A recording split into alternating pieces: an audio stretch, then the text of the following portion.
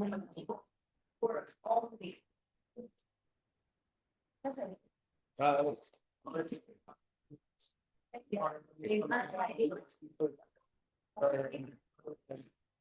you for gathering with me.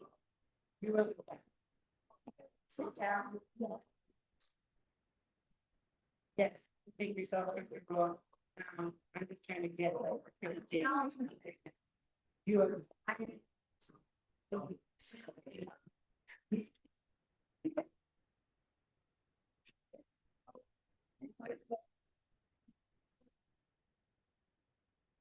I love that. Well, that, I love that, you know, because I just created one every child. I really. It's very.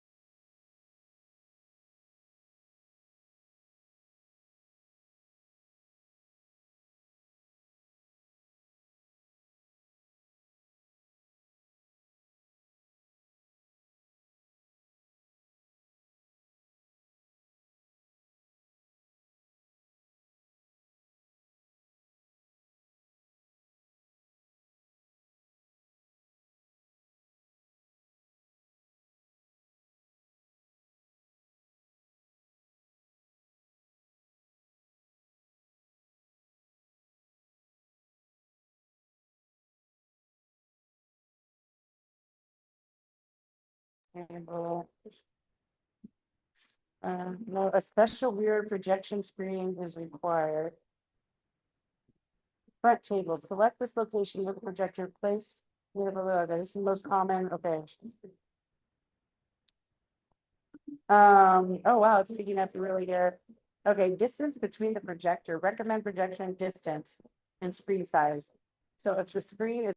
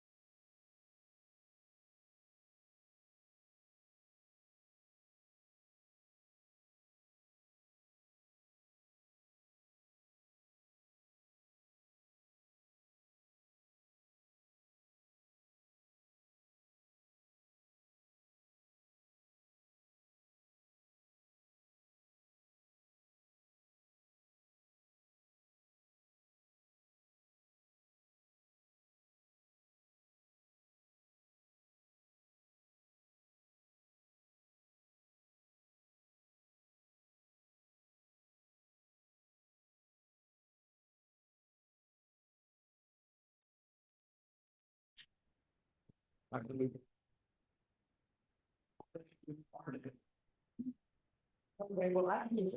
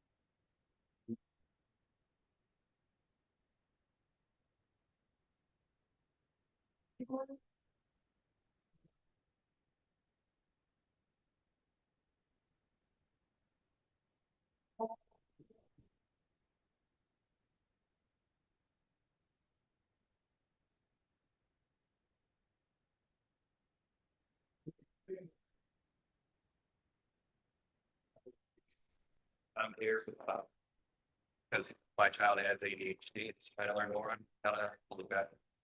Awesome, thank you. Hi, my name is Phyllis. I'm here in two capacities. One, the director of the Office of Youth Safety in the mayor's office. We are looking at keeping kids safe, whatever that means.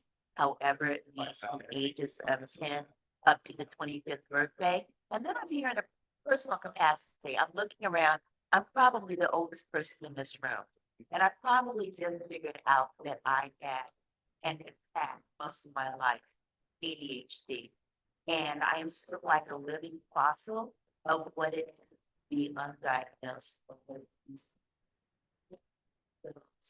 capacities in the community, and how some struggles are perhaps unnecessary and some opportunities not replicated in our present or our future. All right, and we have some amazing vendors back there as well. Let me, thank you. Use the mic close. We want to make sure the folks we're live streaming to can also hear us. Hello, I'm Kisa. I recently met Victoria and she informed me about this event. I'm really happy to be here. I was a professor at TSU for 16 years and recently opened a private practice that specializes in autism and ADHD assessments, as well as therapy and executive coaching. And my passion is working with folks like the woman who just spoke, that love working with late diagnosed individuals and helping them move towards self-acceptance and really learn how to thrive with this new understanding of themselves. Awesome, awesome. Thank you. Who do we have back there?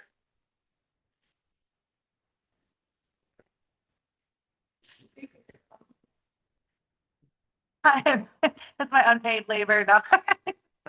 That's my husband actually supporting. I'm Victoria Valdez. I own Tri Synergy Counseling. I'm a licensed marriage and family therapist. I have ADHD myself, and 2 out of my 3 children, I suspect my little one is on his way. So we're the family of ADHD. I'm very passionate about treating ADHD. I'm a bilingual therapist, so hablo en español. I'm excited about this event. I'll be presenting today as well. So Awesome. Thank you so much. And Brother James, can you introduce yourself? Tell us your connection to this event. Your connection. Yeah, so I'm the new admin for BNSD, kind of like the volunteer videographer and everything. Also minister of the Seventh Adventist of Christ.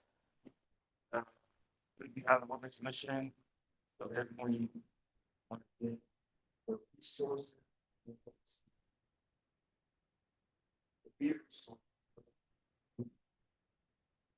Thank you so much. Thank you so much. And let's bring it back to the front now and introduce our host. Lydia. Good evening. Oh, okay. I am so happy to see all of you here today, to make this happen. I have a very close connection to this topic, considering I marry someone with ADHD. And if you love someone with ADHD, you know, there's a lot of learning involved. And then if you yourself, have ADHD, I want you to take care of yourself today. There are snacks. Take a walk if you need to. Get some water. Use the bathroom. It's going to be a packed event full of learning. So please take care of yourself. And I'm really grateful to be here. Oh, my name is Lydia Thompson. I own a counseling practice down in Cool Springs called Concord Family Counseling.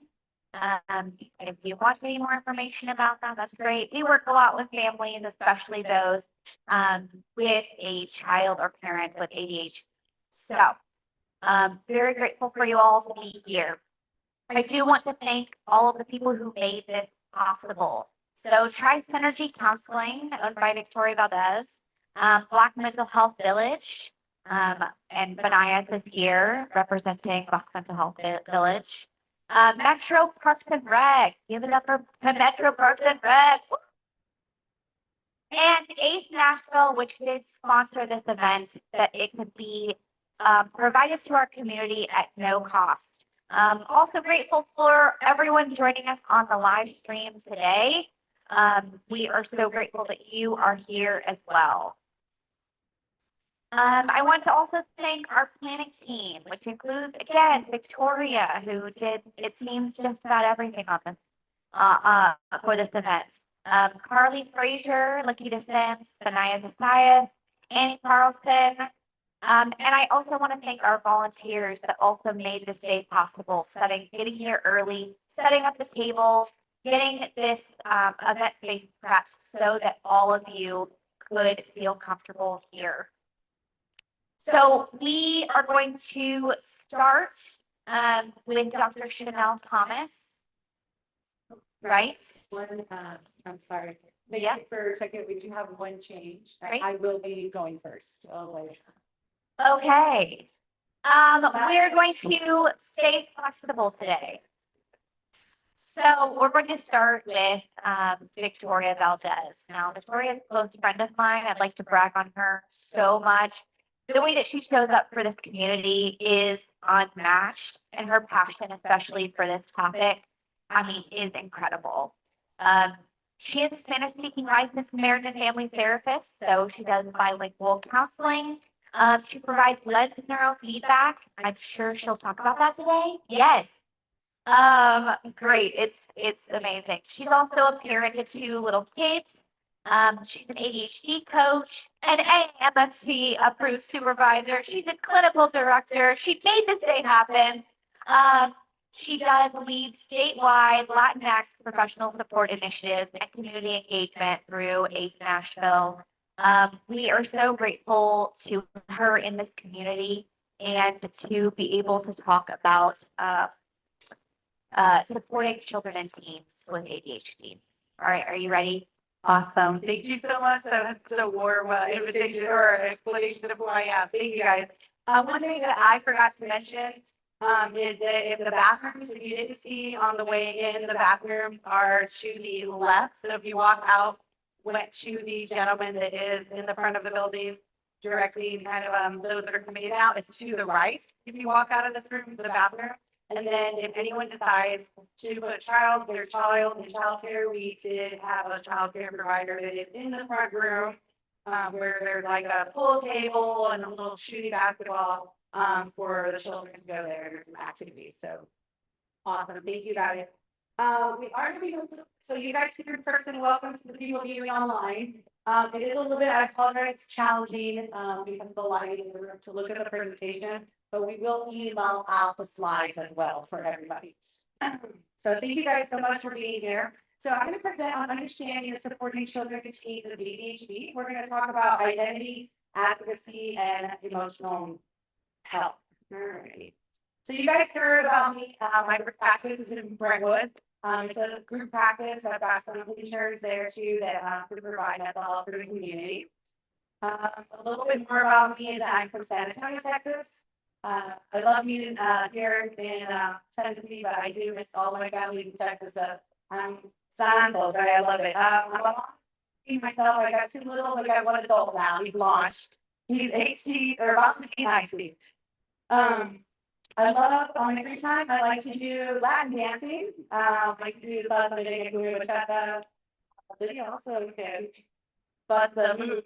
Just put that out there. We've been dancing together. So that's just a little bit more about me outside of my professional life.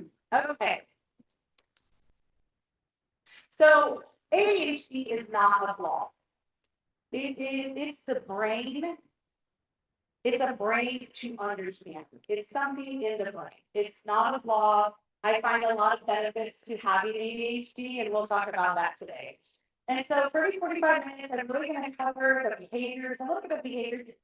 Guys, this is small, right? We don't have a lot of time. I feel like ADHD is like a whole on all the details, but I'm going to go brief, and so I'm not going to deep dive, but we'll get some strategies going here. So why does it matter to learn about ADHD? Well, number one is ADHD affects about 7.1 million children ages 3 to 17. And this is data from 2022. And that's about 11.4% of the age group that have been, as of 2022, that have been diagnosed. So you can imagine all of the individuals that have not been diagnosed. People, I get questions all the time, well, why is there more ADHD now? It wasn't a thing. There's actually, you might have to fact check me. I think it's got to be maybe close to 200 years old-ish. One of the first medical books describing ADHD behavior, but they didn't know that that's what it was called. So ADHD has been around a long time. It impacts executive functions. And so some of the executive functioning in your prefrontal cortex, this front area of the brain, are focus, right? Being able to pay attention, inhibition. So being able to control your behaviors, working memory. Working memory is the ability to remember what it is that you're doing. I like to use this example a lot because that's the one that people notice about me a lot when I advocate about my ADHD. So some of you ADHDers, if you have a loved one, you're like, yes, that's tracking. That sounds right. Working memory is asking me to go to the kitchen, from here to the kitchen, and you ask to get 3 things, and by the time that I get there, I don't know why I'm standing there, or what they ask me to get. That is working memory, being able to remember what it is that you're doing. So that is affected by ADHD. So emotional regulation is another executive functioning that is something that affects our individuals with ADHD. So when it's unmanaged, when we're not managing our ADHD, we're not in treatment, it really can affect our teenagers and our children's self-esteem. Specifically, and I can attest for that from my own personal experience growing up, I actually wasn't diagnosed until I was about 30 years old. And so it really does affect self-esteem. It can affect the relationships. It affects school success, work success, life success. So we could just throw that in there. And it can even impair safety. I did not bring the data. I forgot to mention that or put the data aside on here, but we know that children with ADHD, they track with children that have higher levels of emergency room visits and injuries who have ADHD versus the general population.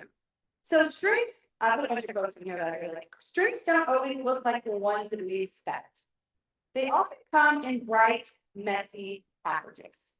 So just a little, I'll tell a little bit. So as I was growing up, nobody knew. So I'm Mexican American. My family wasn't really culturally, my family wasn't big about doctors and medicine or mental health. I'm sure there's other cultures or family systems that grew up in similar situations. And so my parents just thought I was pretty bad behavior.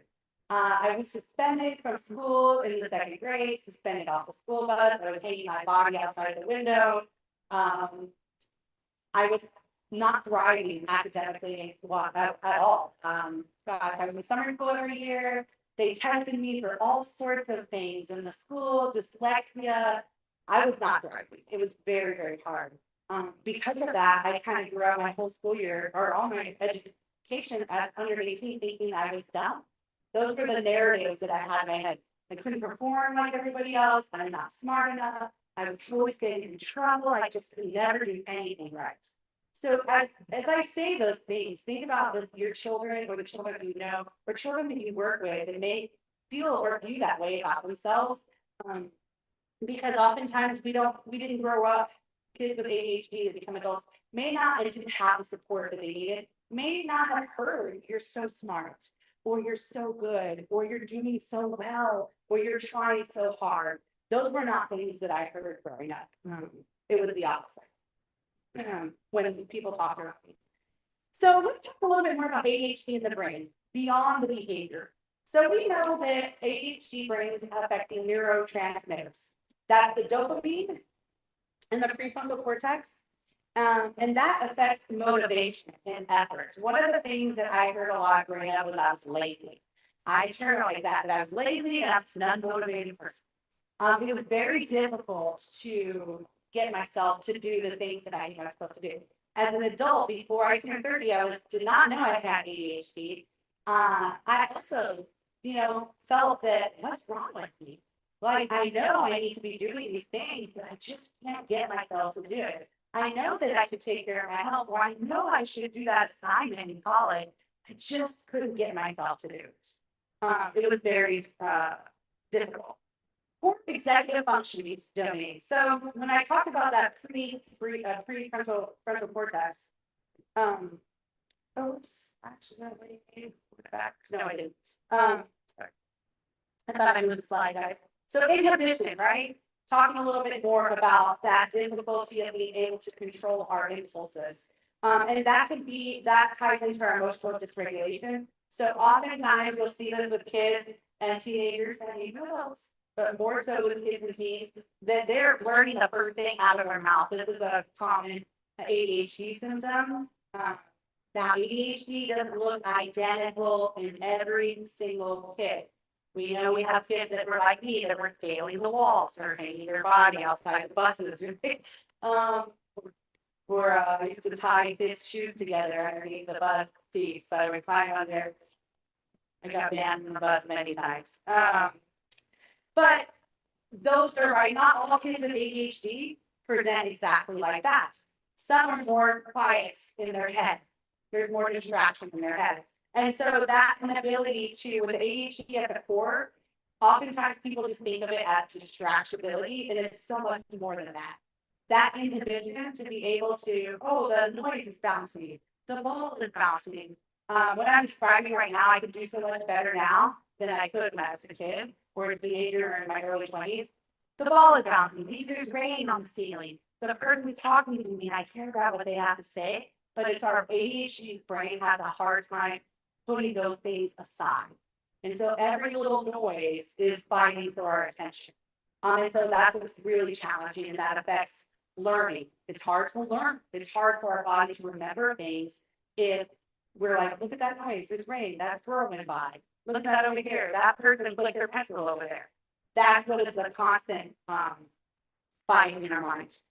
And then the emotional regulation, oftentimes kids with ADHD and teens, even adults, but we have difficulty regulating our emotion, our ability to, oh, we're feeling mad right now. Okay, let me pause and see what I need to do. Let me take a drink of water. No, I call it, we're 0 to 60. That emotion is coming at 60 miles an hour from 0 to 60.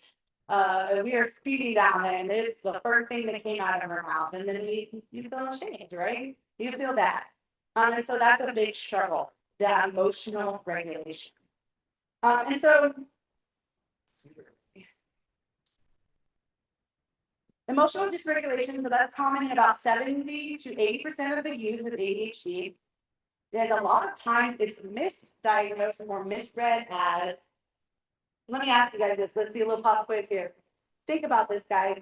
If it's common for children and teens to struggle with managing their emotions, think about this. And so you ask them to go do their chores, or you ask them to do their homework, and they're, like, what to do, right? What do you think people might consider that as? Instead of ADHD, what might they consider that as? Anybody? Oppositional defiance. Oppositional defiance. Anybody else? Yes. Yeah. They see it as rebellious, defiant, optional defiant, disrespect, right? When it's really, they're not trying to be that at all. This is their brain isn't helping them be regulated and be able to voice what's going on, right? They're having a hard time. So that's why they're getting that repeated feedback that it's bad behavior. And that's when I talk about can really shape their identity and their self-talk. Remember, I talked about myself, right? That was a constant, even though on the outside growing up, I was very kind of like a friendly, bubbly, happy, but on the inside, my self-talk was a constant, I'm dumb, I'm a failure, nobody, I'm always getting in trouble, I can't do anything right. And that was the constant voice in my head. And so many, as I treat children and teens with ADHD, many of them have, actually, all of them feel that way, to be honest. All the kids that I've worked with struggle with that self-esteem. So identity and self-understanding. Kids with ADHD often internalize I'm bad or I'm lazy or I'm dumb, messages like that. And so what we want to do as parents, caregivers, people that are mentoring, all are working with kids, we really encourage that mental mindset shift of I'm different and that's okay. We want to be more strength-based with them. We want to help them solve problems, right? So when a kiddo's like, oh, I'm just dumb, I can't do this math, it's too hard. They see the math problem, they worked on it 2 minutes, they can't, they're stuck, right? And they just kind of give up, right? Oh, you're having a really hard time with the math and you're working towards learning this new problem. I'd be happy to help you. Or let's look at YouTube. Let's ask who can we, yeah, you're really struggling and you're learning something new. That can be challenging.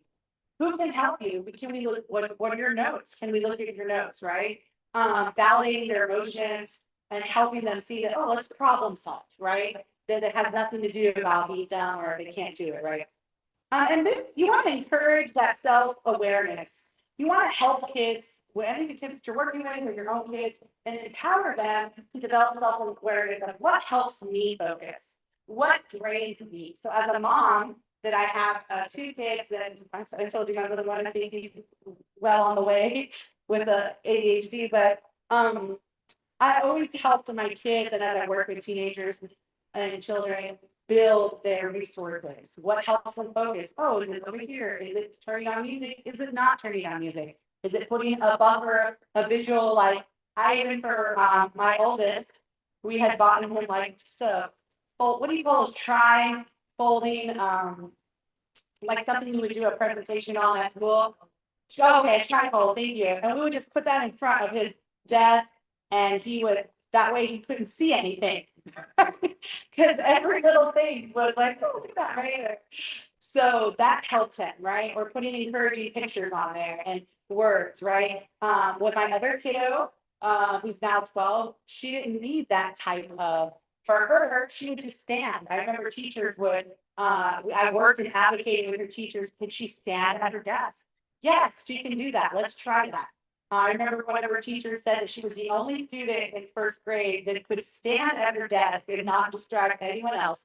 But that's how she focused, was standing. She would stand. You know, in 1st and 2nd grade, that's what she did. So we want to really help our kids learn about themselves, what drains them, what is some of their like emotionally triggers, what triggers them, right? Help them balance that in. And then you want to affirm their strengths and their struggles, their identity, because their identity includes both, right? We want to help them develop a healthy self-esteem and know that, hey, your brain is different and that's okay. We're going to, I say this all the time with my clients and my kids, myself, how can I build a bridge to success? How can I build a bridge to success? That's okay. I'm a lens neurofeedback provider and I have ADHD and we have this 21 brain map thing. And because I know my working memory may never be 100%, that's okay. Even with medication, even with neurofeedback, it may not be 100% functionality. I'm totally fine and I did the self work that, yeah, my lens neurofeedback clients know that I don't have those 21 sites functions memorized and I've been doing it for 4 years. That's okay. I use my little cheat sheet. I get the little map out with them and we talk about them. So that way I don't have to constantly focus on trying to remember. I'm externalizing the memory by having a cheat sheet, right? And so it's things like that that can really help our ADHD kiddos. And so here's another great quote. They are not broken. They are wired differently and learning how to thrive. These children, these teens, not broken. They're not defiant. They're not being disrespectful. Their brain is operating differently and they're just learning how to thrive and we have to help them along. So let's talk about ADHD strengths, creativity and divergent thinking. I can speak for myself and my other ADHD kids, and you guys are probably, if you have ADHD here, you're watching, you have ADHD, you're like, yes, that's right. That's how I am. Lots of creativity, creative writing, outside the box thinkers, that divergent thinking. They're going to think the things that maybe somebody else didn't think about. Writers, singers, artists, just lots of free flowing ideas, right?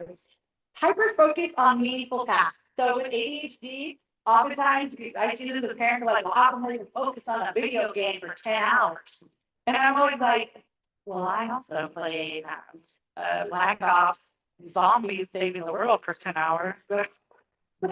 Have you played a video game? They're pretty fun, right?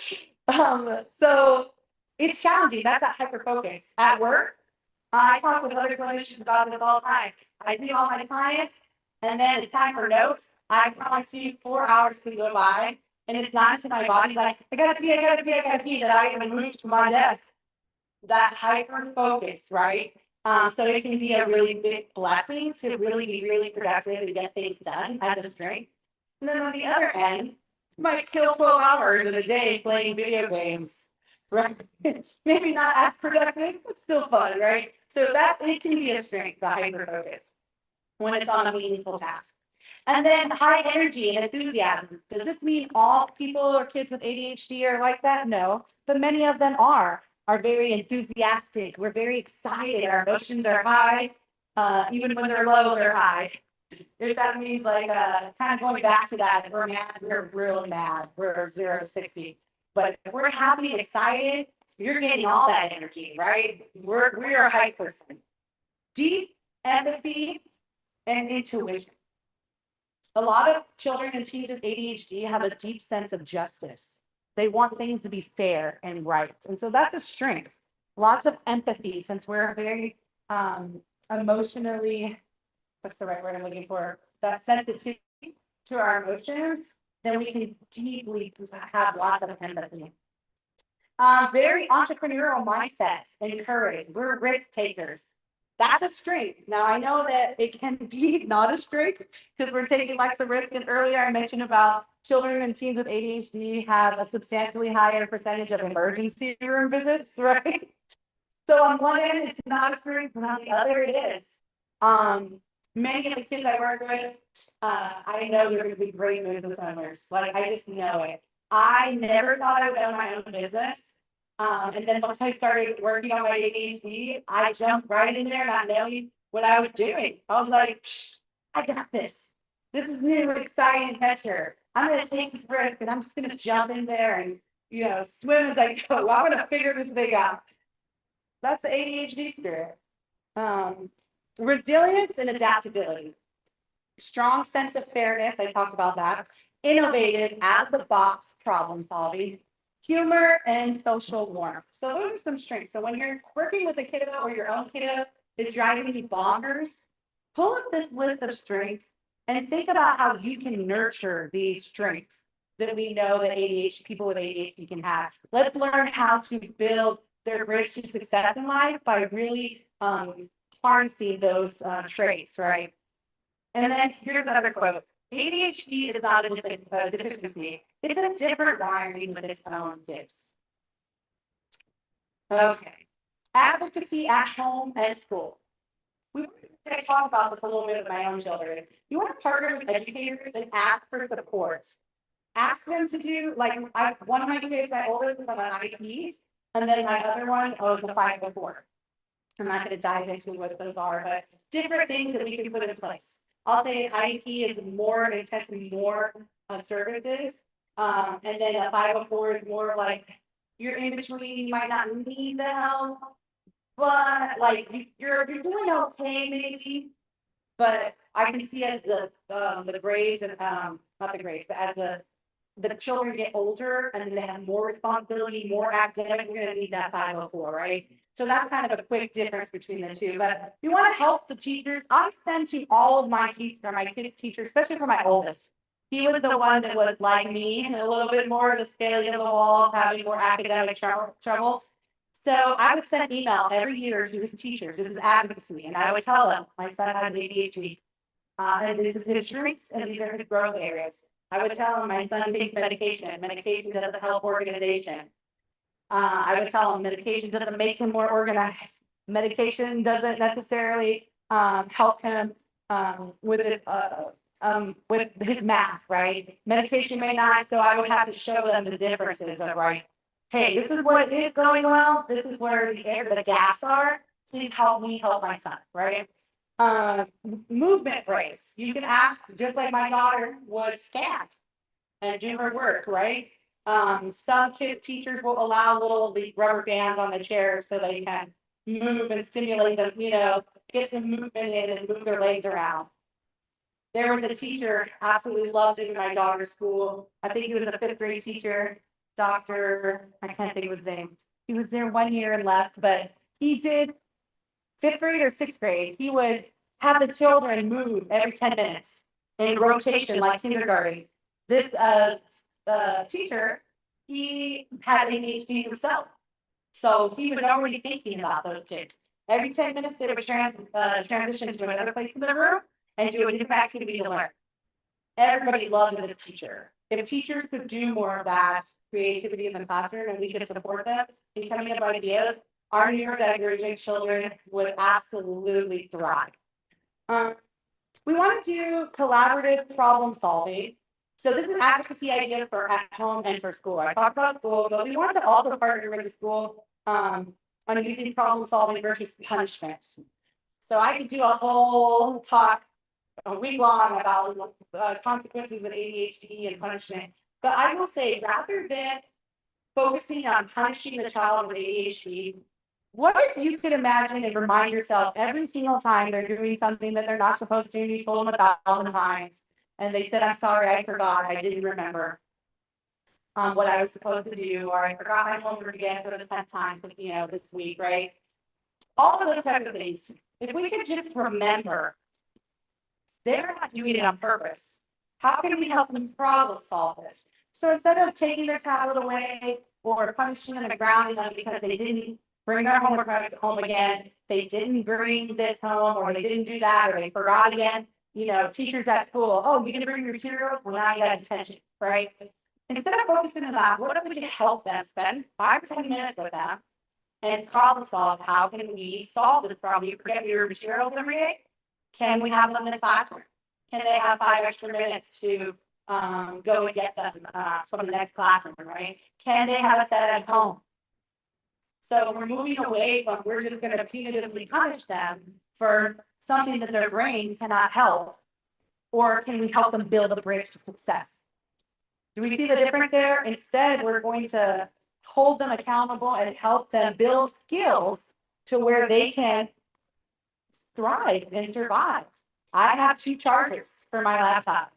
I have one I keep at home and one I keep at work, because I learned the hard way going to do therapy sessions right after grad school and couldn't do telehealth sessions because I left my computer charger at home and it's dead. Now I had to reschedule a session. That was a painful lesson. Right? So now I have 2 chargers. So things like that, right? So if I was working at an agency instead of firing me, right? How can I problem solve that? I'll just bring 2 sets, right? One at a time. Think of those skill sets. What can we do to help our kiddos in the school place versus just punishing them? And then let's normalize with our kiddos and with teachers, principals, and at home, or whoever's with your kiddo, that this skill set that asking for help is not weakness. It doesn't make us look bad. Putting strategy in place That's just problem solving. It's not a weakness. So here's another quote. Advocacy isn't pushing harder. It's aligning the supports with the brain. I talked already a little bit about how differently my kiddos ADHD presented. Which ones needed more support? My oldest, he needed more what I call body doubling. So at home, I would work on my notes and sit down right next to him on his workstation and just just be right next to each other. Every 15, 20 minutes, how you doing on that math or whatever? Okay, you doing all right? Okay, I got 2 notes done. All right, great. We're helping each other out, right? Body doubling. My middle child, she didn't need much of that. She just needed more. Here's your routine and your homework hour and some check-ins. Hey, how's it going every 20 minutes? She could be by herself, didn't need somebody to body double. I body double today online with people or with a friend. I use body double, someone who's just across the screen. We just check in with each other. That helps me stay on track. Emotional health and regulation. So research really does substantiate how we can support our kids is by getting parenting coaching and using CBT for emotional regulation and improvement of executive skills. There's a lot of research on that. So some parents are like, oh, I don't want to, I had a bad chat with a therapist. They didn't know what they were doing. And they didn't want to put their kid in therapy and have ADHD. That's okay. I say work with a coach. It's a little bit different, but work with an executive functioning coach, an ADHD coach who can do what I was talking about. Checking in with the child, building those skills, building that plan, working with the family, right? More high touch, more group coaching, right? Like what are these things in place? That can be really helpful if a parent doesn't want to do therapy. And then of course, therapy with, I will tell you that, I'm just gonna put this out there. Just like there's good doctors and there's doctors who aren't so good, or there's lawyers who are good and there's lawyers who aren't so good. There are therapists who are really good and there's therapists who are so good. That's a fact in everything, right? So if you're looking for a therapist for your child, then I would say find a therapist on their website that says that they have ADHD training. For example, I have over 40-hour training specialized in ADHD with some of the best researchers in the world for ADHD. Loved it. If I hadn't taken that course, I don't think I could help myself and my kids and my clients the way that I can now. I've been to many conferences for ADHD. So I'm constantly looking at ways of how. Now, if you compare that to a therapist who has done no training on ADHD, then you might not feel that if you work with the other therapist versus someone who's trained, you might not feel as satisfied, right? So if they're not listed on their website, ask them. Hey, in the consultation call, I love when a client asks me, so you have any anxiety training? I'm so glad you asked. Let me tell you. Right? Ask them. And if they say no, try to find another therapist, right? Mindfulness, movement, and will help in regulation of the nervous system and attention. Mindfulness and movement. I have a shout out because I saw our movement workshop, Yoli come in. And so she's going to talk about how important it is to do movement, how it helps with ADHD and neurodivergency. So I'm really excited about that workshop. And so, yes, absolutely. Mindfulness and movement is such a huge support for ADHD. And then co-regulation. So again, rather than punishment when they're dysregulated, help them co-regulate. So if you have young children with ADHD, I have my little 4-year-old here and my 12-year-old. My 4-year-old, he, if he's sad, he's going to be 5 in July. If he's sad, here's an example of co-regulation, especially needed with all young children, but even more so when you're neurodivergent kids. If he cries and he's very upset, 0 to 60, that switch is explosive. He will cry, and I will say, "Oh, you're really sad right now. You're so sad that we couldn't play any more Ratchet and Clank. This is a real scenario. You're so sad. You really love playing that Ratchet and Clank. Would you like a hug?" No, get away from me, mommy. Okay, that's okay. I'll be right here if you need a hug. I don't want a hug right now. Okay, you're ready for a hug. We do the hug, we hug it out. He's a great hugger. We hug it out and he moves on with his life. That's an example of co-regulation.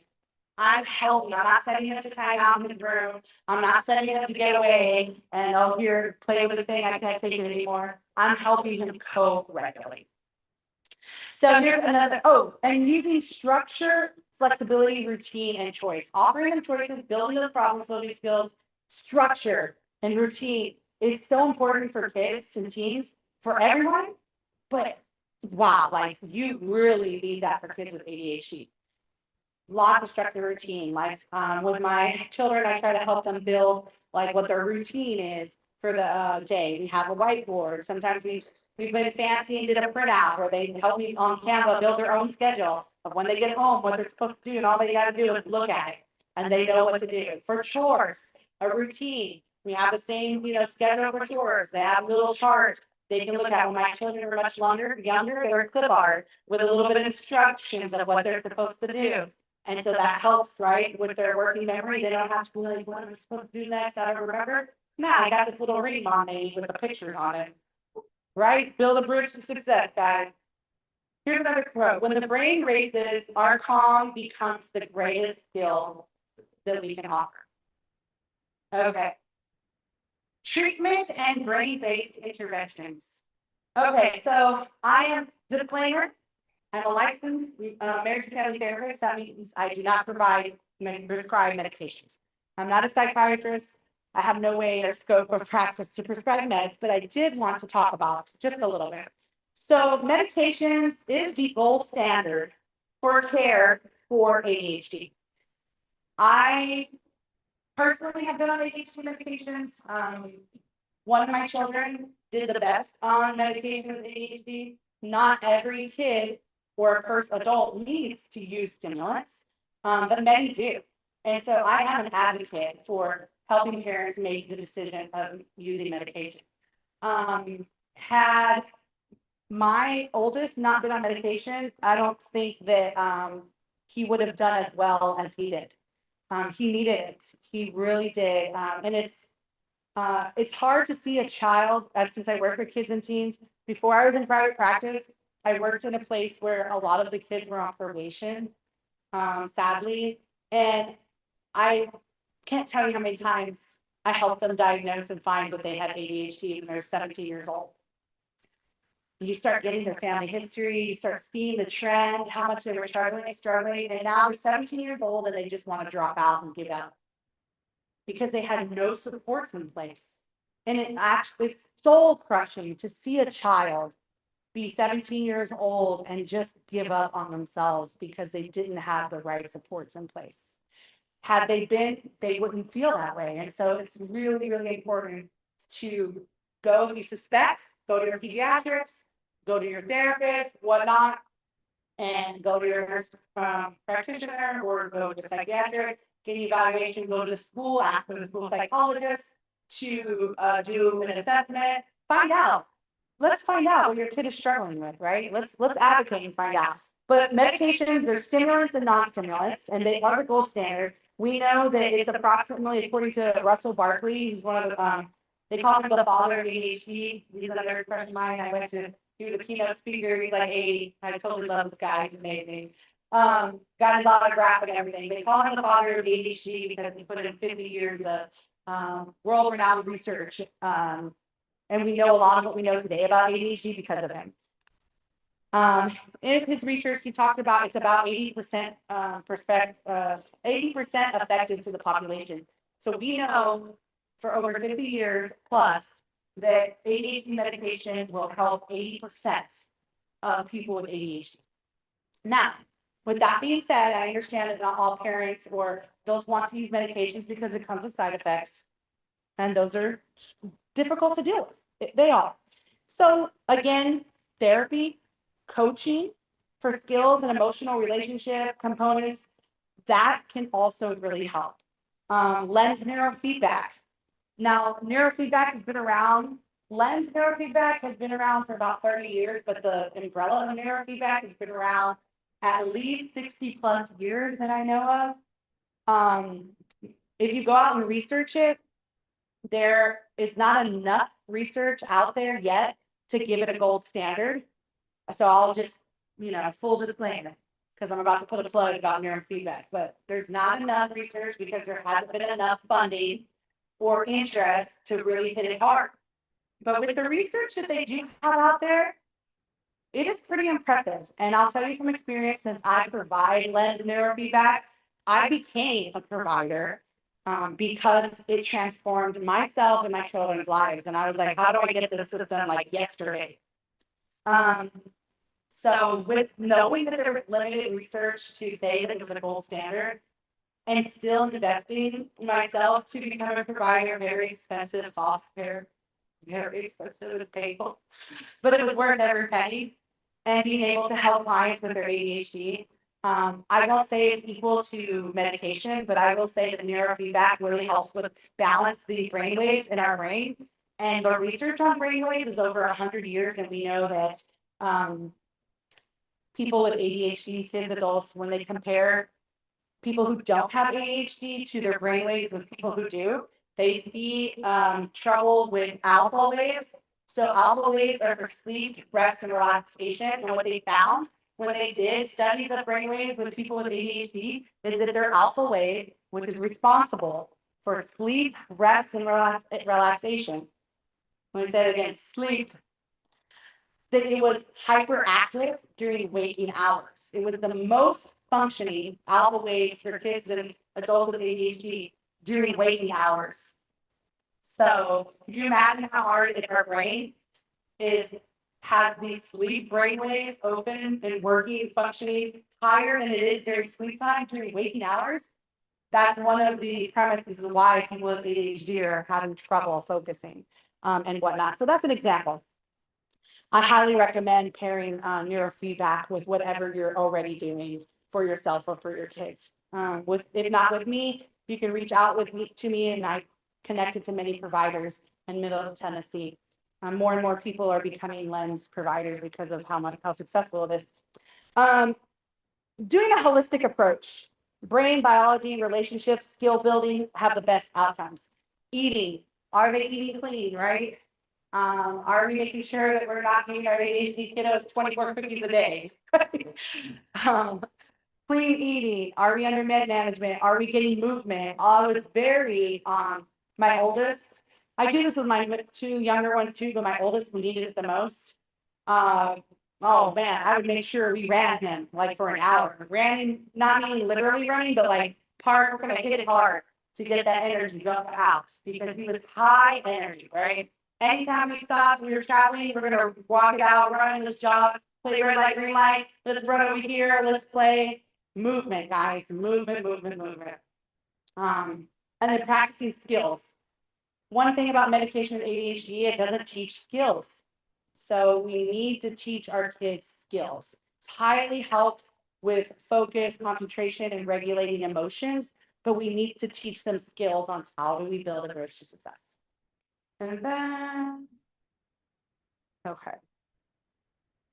Takeaways. All right. So just remember this, guys. Here are our takeaways. ADHD, it's a difference in regulation, and it's not a failure of effort. We really are trying our best.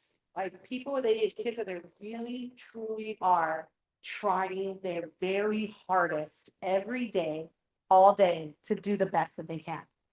So just remember that when you see a kid and they're not doing what they're supposed to, you told them for the 10,000 times, you really, truly are trying their very best. And so let's see how we can help them even more, right? Remember, identity, they're struggling, you want to build up their confidence. Remember advocacy, advocating for them at home, with caregivers, with grandparents, talk to your family, aunties, tias, everyone about their ADHD and what helps them get better, right? Advocating at school, advocating if they have a job, they got their first job, right? Teaching them how to advocate for themselves. Emotional support, helping them learn how to regulate their emotions, how to express themselves in healthy ways, how to make amends, right? Okay, and then seeking holistic support, right? We want to focus on the environment, improving the environment for our neurodivergent kids with ADHD. We want to focus on brain well health and brain wellness. That could be medication, that could be neurofeedback, that could be making sure we're not giving them, 50 cookies a day or whatnot. That could be movement, and then relationship skill building as well. Many kids with ADHD. Matter of fact, I was at my cousin's probably, I don't know, 5 years ago, maybe it was, in San Antonio. I was visiting and we were talking about me when I was a kid. A bunch of my cousins were together and they're like, oh man, you were so annoying. And I was like, what? What? I was annoyed. Like, yeah, man, you're bouncing off the walls. You came out of one of my cousins, you lived out in the woods, like you came out of the woods with twigs in there, looking like a wild thing from Lord of the Flies. If I had a little like, oh, my heart, my inner child hurt for a moment. And they laughed with me and they're like, well, we still love you like that, Victoria. So that's an example, right, guys? And then remembering that what is one thing, here's the takeaway, guys. What is one thing that you can do this week that would help your child or teenager thrive with their ADHD? So I want you to think about that, write that down, be intentional. What is one thing that you took away from today that you could start doing with your, if it's a kid you mentor or a client, or you could give it to a client, parent, whatever. What is one thing that you can implement for these young people? And then when we shift our lens, here's a quote, when we shift our lens from problem to fix, I'm sorry, when we change our lens from a problem, this is a problem to fix, to this is a brain to support, then everything changes. I'm going to say one little last thing before I go into the questions to anyone who wants to ask questions, is that I forgot to put the statistic on here, but you guys can look it up. Children and teens with ADHD have a higher risk of experiencing child abuse. And that was so dear and tender to my heart because my parents thought that they could spank the ADHD out of me, right? They did not know I had ADHD, but that was the collective. But we just hit her enough, she'll act right. That was not the case. I was more like, catch me if you can. It was never good if I got caught. But, or it was, that's okay, hit me harder, I'm still gonna do the thing. That was my anger and from being, right? And so I'm bringing this up because it's really important to know that as parents, I'm not my parents, like, I'm not like you guys were terrible parents. I went to enough therapy to work that out. And they were doing the best that they could, right? But just think about that. Children with ADHD have a higher risk of experiencing abuse, emotional or physical abuse, because it's challenging. So get help as a caregiver, as a parent, get help, meaning educate yourself as much as you can. Don't think of punishment, think of how do I help this kid's brain, right? So that we can protect our children and these children with this, these beautiful brains and help them thrive so that they're not experiencing child abuse. It wasn't because we didn't love them, right? It was because we didn't know what to do, right? So just think about that. So any question? Well, I hope you guys enjoyed that. So that's the end of my presentation. And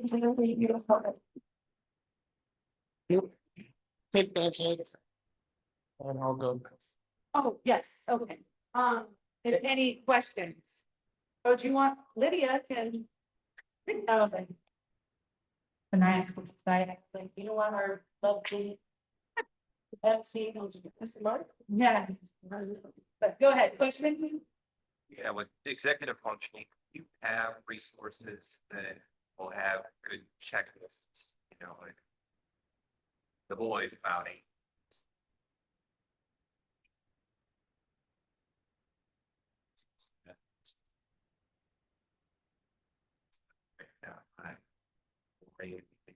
Yeah, I would happily, can you guys make a mental note for me? This is me externalizing. Asking for support, that when we send out all the materials to everybody who signed up, I will personally add that in there, And that's what, yeah, so one thing, when I send that list out, something that you can do too is adapt it to your own child, right? So for example, it'll be just kind of an inclusive list of things that they struggle with. But for my children, my oldest, he really had the hardest time, so I even had like signs in the bathroom, put your towel away, right? Middle child didn't really need that many, so you can decide like, oh, this is applicable for my kid, or this is not applicable for my kid over time, right? So yeah, I love that. Was there, did I answer that for you, or was there a twofold question? I had a little bit of trouble hearing you. Okay, awesome. Does anybody else have any other questions? Yes.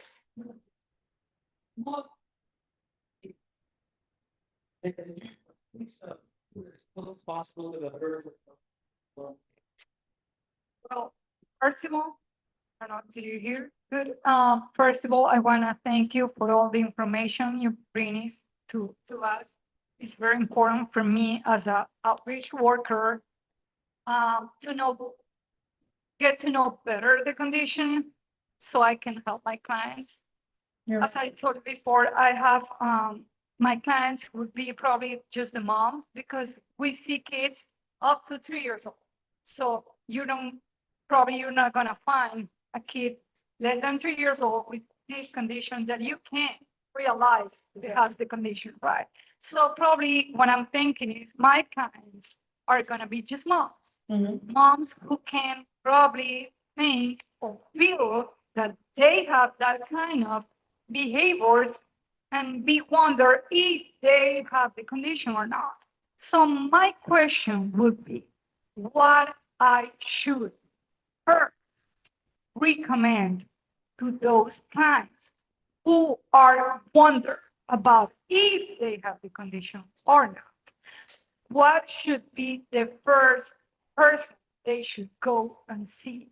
A psychiatric? What kind of a specialist can diagnose this kind of situation?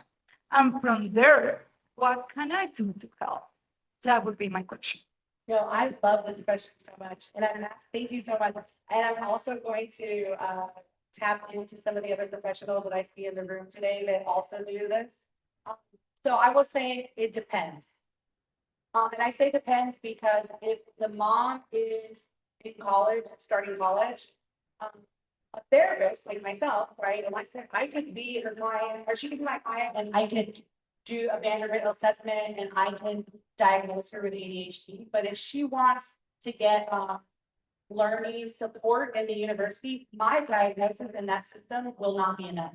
They will require a psychiatric or psychologist or higher level, and then they will accept that so that she can get someone to take notes for her, whatever, right? So in that way, it depends. If she wants to find out if she wants to have ADHD, she's not interested in medications, then she could go to like her doctor or her therapist, right? And they can talk about it and do a diagnosis that way, which she wouldn't be able to get medications, right? Gold standard, and then I'm gonna chime in with Miss Kelly over here. Oh, like if that's okay, Miss Kelly. Gold standard, from the best of my knowledge, is getting psychiatric or psychologist to do a full diagnostic test. Is gold standard for adults. It can be very pricey, and can be a very long wait list. Yes, so good wait list even just to get in there to get the assessment. My clients have told me personally when I've referred them to do that, 3 to 6 months to even get in the door to get that type of evaluation. And it can be pricey if that provider isn't on an insurance plan. So I would like if Lydia, if you don't mind, Miss, did you fill in any holes that I may have missed? I think that was a really excellent response. I would encourage definitely starting with like a screener to get some kind of indication if a more extensive assessment would be worthwhile. University counseling centers are a good way to go if they are students. Private practice individuals like myself Our assessments are expensive because it is time consuming. Historically, insurance companies have not reimbursed for assessments, and so many of us are still self-pay. But many of us do operate on a sliding scale, so I encourage your clients to ask for that. And then also nurse practitioners, I'm finding, are offering assessments more frequently now, and that can sometimes be a more affordable option. You have to be really careful though. With late diagnosis individuals, adults who have not been diagnosed, most providers out there, even mental health providers, don't know what to look for. So you run the risk if you go a cheaper route of working with a provider who's going to miss it. So it's a real dilemma. Yes, yeah. Did you want to add to that?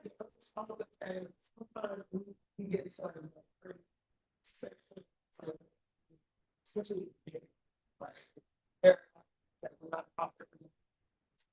were a lot of things that were not taught early on in life, and so like as you get to be older and not knowing what to look for, and then that thing maybe not being what we thought it was, and then that gets even more pricier, you get more like deeper into diagnostics.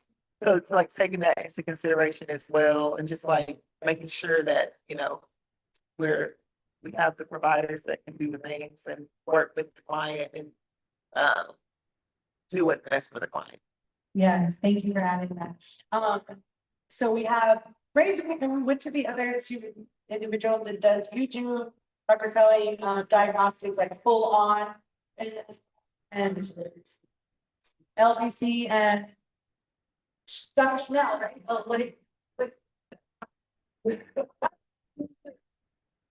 people test me, I was like, okay, thank you. I was like, I can't, I was like, so yes, and then kind of catering, I like that you said that I'm thinking about. What I had mentioned earlier, I just want to reiterate is that the therapists, they're not really skilled in as a, you know, not trying to tune my horn, but I do drive myself because that Dr. Barkley, that gentleman that I talk about, he talks about it all the time. People, even psychiatrists, the people that do the top level evaluations who specialize in it, like Dr. Kelly, because if not, they just may not know, not because they're trying to do that, they just don't specialize. So, is that helpful? Yeah.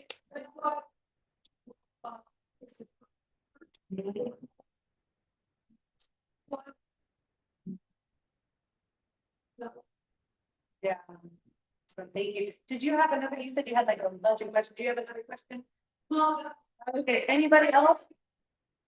No, that's okay. Anybody else before we? Yeah, we're gonna have you on the panel, and so this also might provide more questions later on. And we're gonna take a little break. We're gonna take about a 15-minute break. So if you do have specific questions for Victoria, you can also, you know, get her and ask the questions that you want to. But we're gonna hear plenty from Victoria today, so I'm hopeful by the end of today we will have your questions answered, and maybe even more questions than you came in with. So it is 11 o'clock now. We're going to take a break until 11:15. You can get some snacks, go to the restroom. We'll start back at 11:15 with our movement workshop.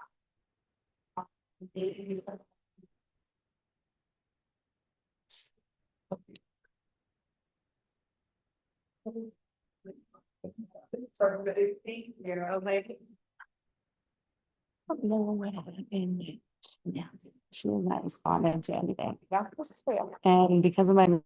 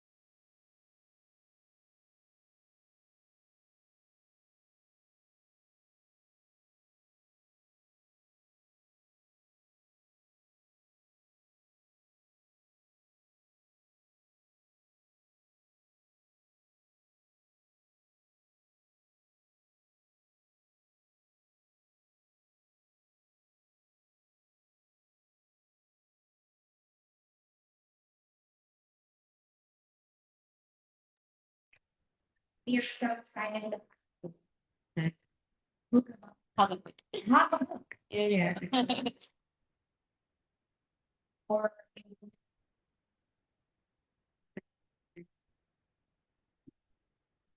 this.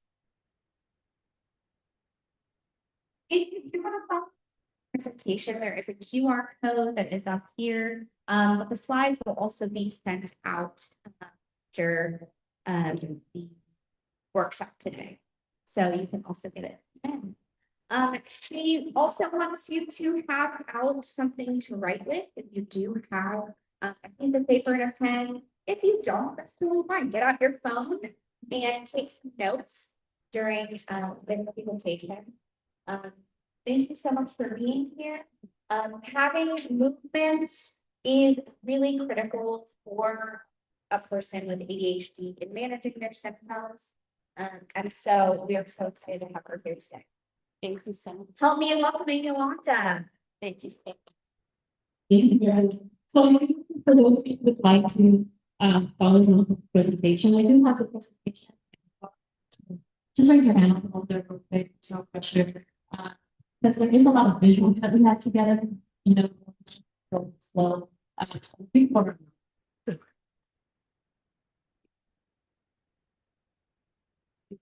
How was he going?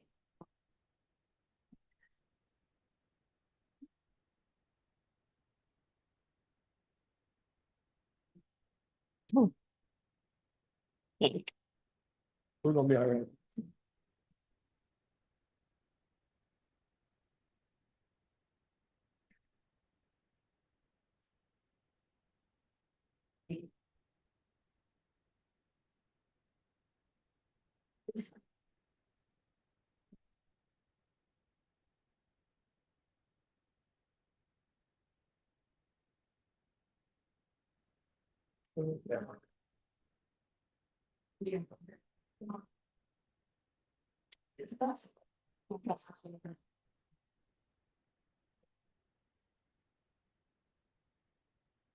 Okay, wonderful.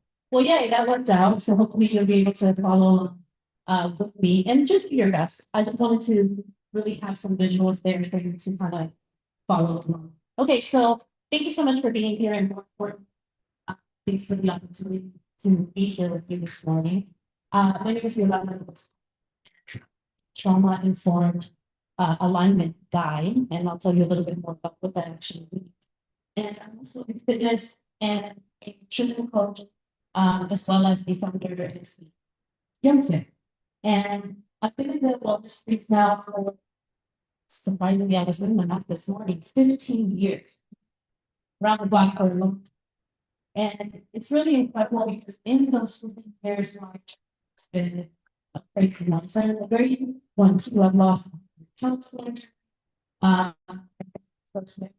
Checked the 5 months just last year. Yeah, yes, please stop when we can talk about that. And more recently, I've had the beautiful opportunity through the wellness journey to start the very first BIPOC led eccentric trail running group. Yes, so si meron siya actually resource again. Si meron Spanish for the last year. That's a session for another day. So that I developed with YoFit. So YoFit as a brand is exactly that. It's all of the things that I've learned along the way in the last 15 years. And taking all of those things, bringing them together to really turn them into tools, right? Simple tools, tools that are realistic, tools that make sense, and tools that cater not just to one person, but to as many people as possible.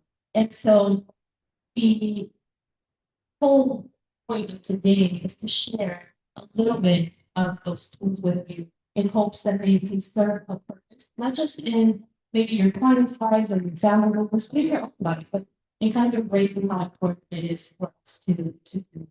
Okay, and I'm gonna say like change slide to help you out. Okay, so we're in the same place. Okay, so my approach to yoga is very simple. And that is from it's like that. And that is because your body already knows what it is.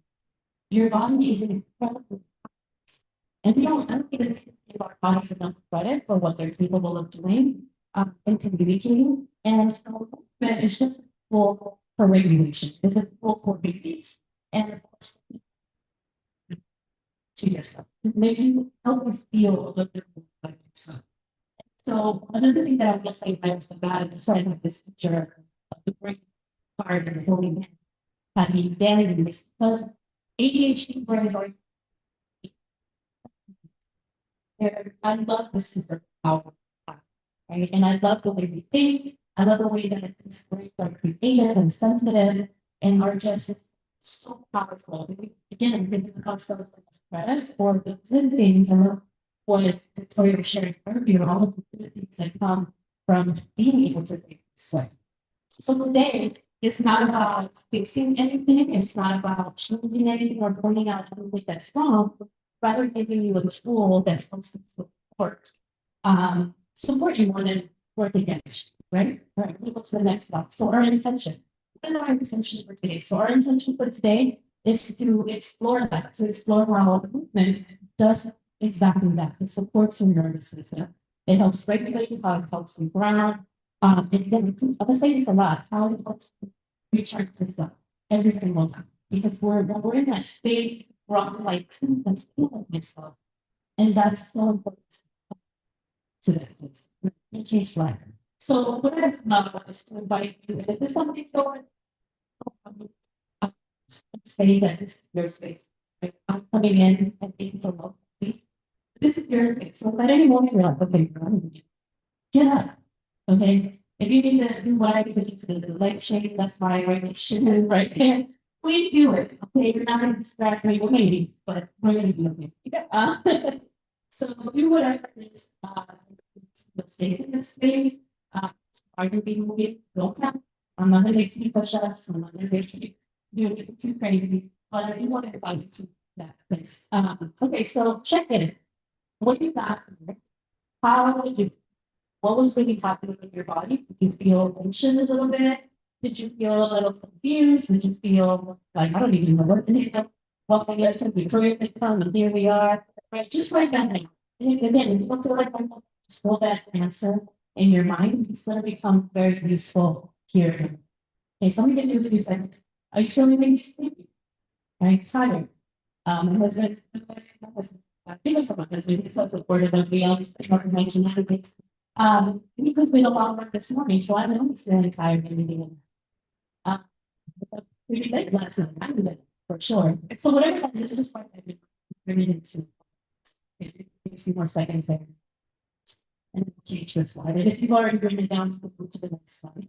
And if you want to give you the heads up, so I don't know if you know this, but if not, here it is. That ADHD brains tend to receive information better when they take in and like want to explore it. When there is small tidbits of movement involved. Remember, I was thinking about the leg. That's us, right? Like we need to regulate some way. Maybe you sway a little, right? Maybe sit with your hands, whatever. That is because your body is wanting to regulate. Okay, so through this whole entire presentation, be warned, okay, that I will choose that space of regulation, including these little small bits of moments of movement. Okay, so these are not exercises again. This will be and that's okay, but we're not doing that. Okay, I promise. And it's like maybe on social media doing some pretty crazy things, but I promise it's not. When you hear these things, just participate.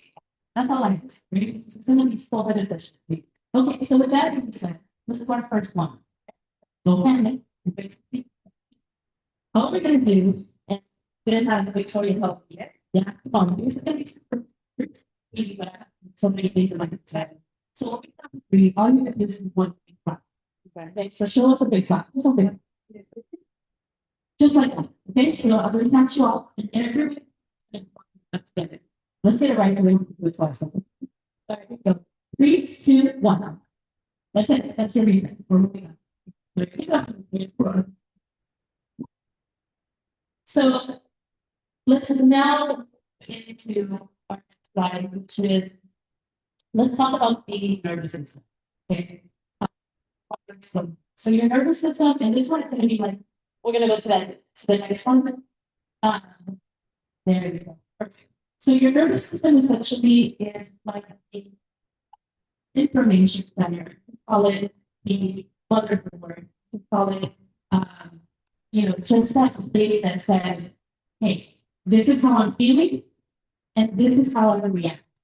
This is how I'm responding to that feeling. Okay, and what happens, if you go to the next slide, you'll see this lady in front of the same, with like all of these bits around, which is kind of like stressed. Okay, so what happens is that when it gets overwhelming or even understimulated, if your nervous system starts to send all these signals that like alert danger, right? So all of this type of response can show up in the body, just like the slide, which is like restlessness, thinking, recovery will take care of it for sure. It can look treatments like I just don't know what to do, maybe 15. Right? There's so many different ways that it shows up. And I want to say this get far. There's something wrong with you. And over the first day they trying to learn this for, there's nothing wrong with us. What's happening is that this system is going into protection mode. And it wants to protect you, it wants to say, hey, I'm trying to do the same with us. Now, you're going to hear today so many different issues saying, and most of what ADHD is, I'm giving it to you from a bonus. And later on, you'll be able to learn a whole other version of it. I want to do this in the second from the next slide. So guess what time? Reset time. So this time, nothing. Okay, for a second. Okay, so I'm going to count 3, 2, 1. 1, 2, 1. Ready? Ready? 3, 1. See how easy that is? Perfect. Okay, all right. So here's what I really want you to maybe to take some notes on. This is where I'm going to share a little bit more about cases. So I want to learn about the way is that ADHD is not a lack of focus. Okay, ADHD, as a matter of fact, is more interesting when you're thinking about things like wellness. You have to be interested, right? Like I'm interested. So that's how you run. That so the video is just not. It's not that you don't have the strength to say or attention span to do it. It's just not interesting. So it's more interesting to this discipline. So what that means is that your nervous system is always scanning for something stimulating. It's always scanning for something of interest. And honestly, and this is something that I learned in the way, is that it's always scanning for something. It wants to know that it is safe. Okay, so what's happening is that we're creating this release, creating this flow, if you will, this flow, and we're also creating this clarity down. Spirit. Safe, good. It's a movement, it's for sure one of the fastest ways to bring nervous system back to balance. Okay. Now, I just want to say what we're going to focus on is to look at movements. Back. Yes. Okay. Guess what time it's like we're reaching. This time it's going to be a little bit different. So when I say 1, 2, 3, shake both hands like this. Just for a few times, right? When I have a person who lives a lot with me, and it's one of his favorite moves, right? And shopping is just like and all that, right? And we do it together. And then I was like, if I watch for a minute, what's happening? And then we do this. This is the way that the dog. So it's a 3, 2, 1, and we shake it. Don't be shy. Shake it. Get it all. Okay, fantastic. All right, so let's move to the next slide. This is where we're going to start to kind of break down what things look like. And now that we understand a little bit more, system and the bullet in your body, in your experience, with things. Okay. But before we do that, I want to point out really quickly a framework that I'm going to be sharing with you. This is what I call the guilt-fit method. Okay, so this one is specific for movement and supporting. So let's go to the next slide. Why? And you can You don't have to worry about this. Uh, every single note down for this because we are providing additional framework for you about cues and all the things that you can share, you can use all those things. But why is three yes to breath reset? Now, the first step in our is interest space. How many interested states? Taking a moment for yourself to choosing yourself. And when we don't do that, then again, that training, it's like, I want to go to Chicago to be a training, but it's not going to happen. How are you going to get it? You have to buy a ticket. I'm going to buy the ticket, but I'm not going to get in the car to get to the train station. Whatever it is. First step to say yes. The next one is, oh, it's observe and align. And this is just literally that observe. Check with your body. And make any adjustments in your body to get ready for physical. Which is my absolutely favorite. Slow it down. Right? Make a flow. Getting into that piece of the movement. So you experience that will get deep dive a little bit. Just like it, but let's move into the next one, which is inner stillness. And this is where it all comes off. It's not moving from or going from movement into not your concentration the word. Take it on. Okay. And again, someone knows has to be for visual words again. And the T, which is 2 minutes to the down. That means okay, now I'm going to do awareness. A Victoria touched on awareness. Reading awareness, what's happening, and then hoping, and then accepting. I'm looking to see, okay, how much feel now? And not only how much feel now, but what's next? So these were the next slide. These are the 5 steps. So today, today, and we're gonna go right into the first one, which is the one, which is yes, the right step. So I'm just going here and talk about risk work and that's medicine changed my life. I was able to teach him some of the simpler breath flows that are available. And now that's something he can tell me that I'm sad and I'm so I'm going to say, breathe. Of course, that's not sugar. Make sure to figure it out that you can speak with your grandmother and I'm just like, okay, we're going to breathe together. So I'm going to teach you one variation of a breath sequence. Eventually you'll get to a longer. This is called the 4, 2, 6. There's 4, 7, 8. There's a different variation, but this one's just a simple. Okay. So what we're going to do is all you're going to do is breathing notes for 4 rounds. So that would look like 1, 2, 3, 4. Then the 2, you hold your breath just for 2 seconds. So 1, 2, and then release is for 6. So it's 1, 2, 3, 4, 5, 6. Yes, I know, really important. Don't worry. But the important thing breath out is to make a shh sound. Okay. And I want it to be loud. I want the whole room to sound like there's like fuzzy being or something. Well, maybe not. Just a shh. Why? Because you're regulating the body. Keeping out that energy that's trapped. Okay, so in for 4, for 2, out for 6. Okay, I'm going to count you.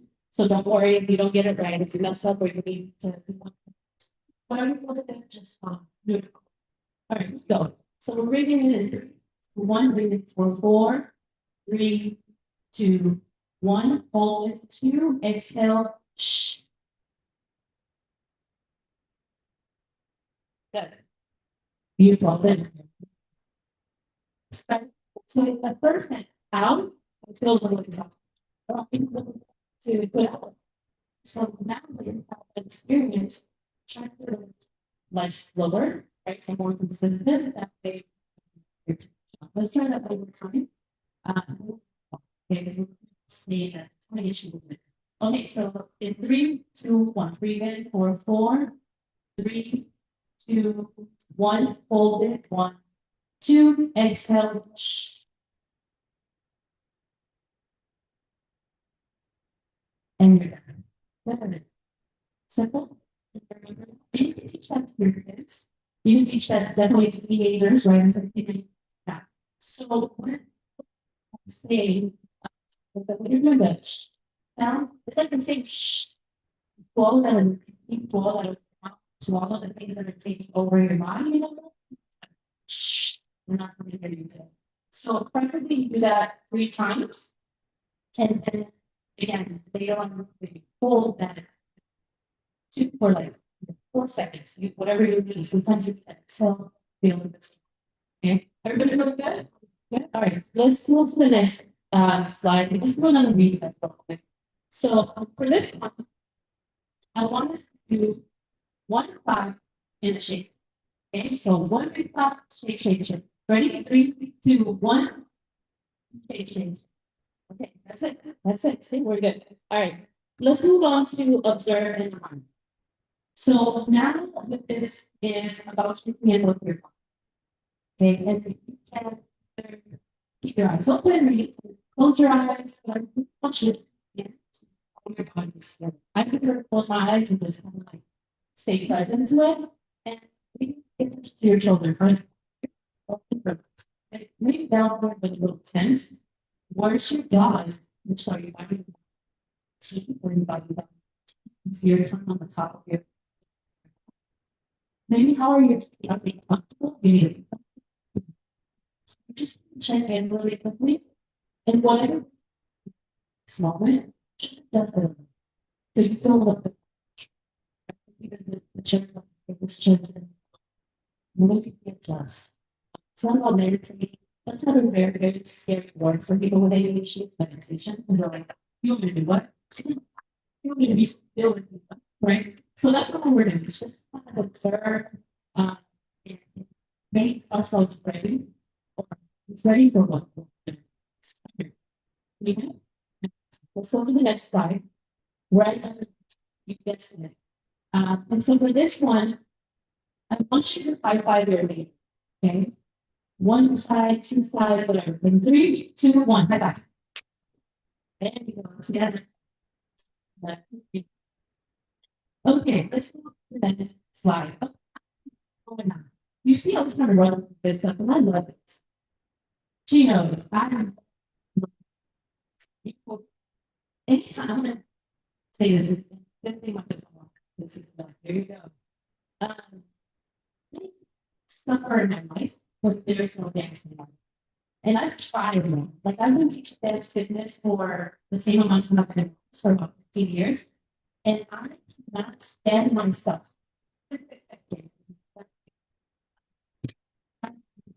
Okay, so often you'll find me in my kitchen dancing, not just from my emails. I'll outside my car and I just be on gas and whoop. Dancing is part of the body recognition that bring right? Stimulation. So okay, so we'll go out. We're gonna be getting more so into that. And I want you to be open. Open to it, just have fun with it. Instead of judging, it's a safe space. Okay, let's go to the next slide. So here, we're going to work these different movements. So what I'm going to have you all do is come around, like stand up, they come around the table, they have a little bit more space in the room. And I'm going to do both things, to have my phone to make sure I lose the track of where we are. Yeah. And we're going to do this, of course, together. And it's going to be really simple, I promise. We're going to keep it simple. It's simple to make it simple. Fantastic. Yay. Thank you so much for being able to do this. Okay. So I thought about music. Why not? Right? It's how would we do? So this follow one is best way you can. The first one's going to be marching. Okay. Okay, so make sure our music is up. There we go.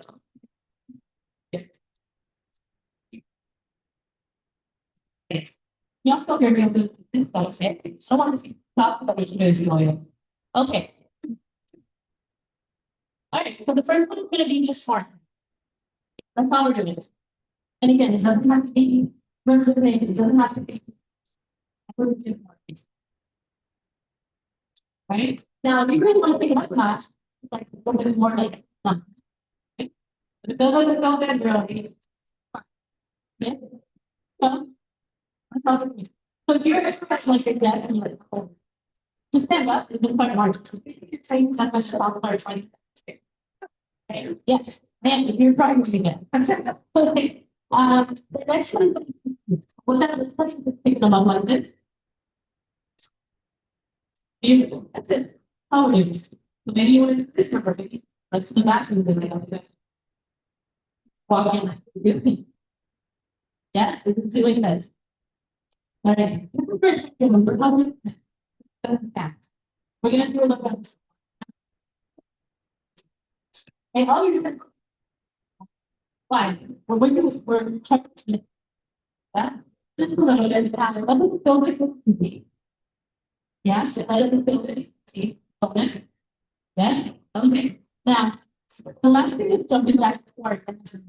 Okay, so the alternate term that's. Open. Yes. Now, if that is too much, then don't worry. I'm gonna pause this for a second. So notice I'm not going to do that anymore. I'm just walking through the motion. So this is too much coordination. Just do one at a time. You just hear you just. Okay. And these are just examples. These can be anything. These are just small examples. Any time of the day. I promise you. You're gonna catch me going to the bathroom. So, okay, I just gotta get it out. Okay. Okay. So now let's go. You want to stay here. Don't worry. I think we can probably still see a little bit up there. But our next flow it out. Oh, that's called the express cardio. Okay, express cardio. You don't have to remember that. Don't worry. But if you just smile, then that's what we're. You can just jump in. Listening, I promise listening. Right? Whatever. Or maybe picture tips. Whatever that is. Don't bring fun in that. Okay. Now let's go to movement. First shake up. Reset. Just get it out. Okay. There we go. So our flowing out method, method number 2. This one is might for someone to be like, you want me to do what? I want to challenge you a little bit. Okay, let it grow. No judgment here. Okay, so let's go ahead and play our song. That's what we right. And so for this, we're gonna be for some purpose. What does that mean? Go forward. Yeah, we go to the side. We go back. So again. And forward again. And when it feels uncomfortable, we just do this. Until the end. As you get comfortable, then press a little bit more. Yeah, there you go. Feel it like in. Okay. That's okay. Let's just put on picture. I got a good one for you. It's simple. So this is all like, yeah. So then I have to be on. Oh, I can do that. Here's the budget. That's not helpful for you. Well, you can be the one, right? You can or you just literally walk. Introduction to family policy. Yeah, okay. So that's good. Now, call this already. Call your underneath and bring it down. Yeah, the put back. Okay, with this. And then you pull, you pick that foot. Then it. Yeah. You put the knuckle.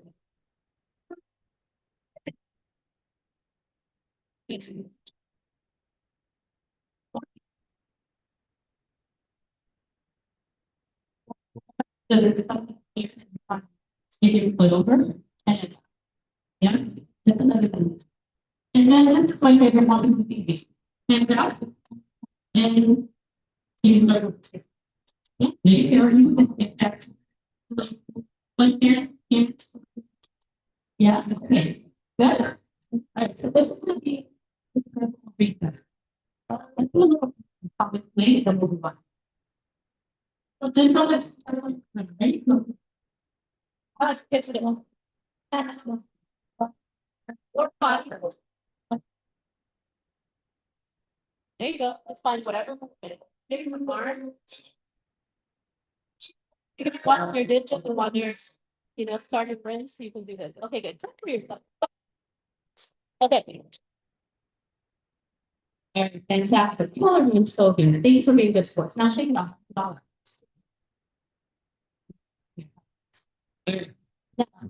that circle reset. So just like there. And sometimes maybe you've been sitting for a while. Here.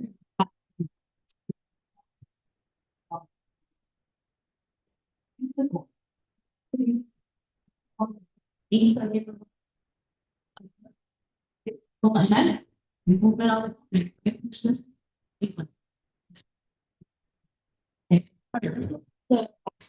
Oh, the last flow. Okay, fine. So for this one, I'm gonna try not to be fast. If it feels awkward, okay, and this is your rhythm and sway reset. So let's play a song. This one's gonna be so fun. Here we go. All right, so the first will be really easy. We got it. There we go. That's what we did. Yeah. Okay, good. Now, here's that. You better take this part of the ADHD package. We are taking the body, right? Go back. Here.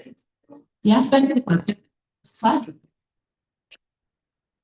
Yeah, good. Great.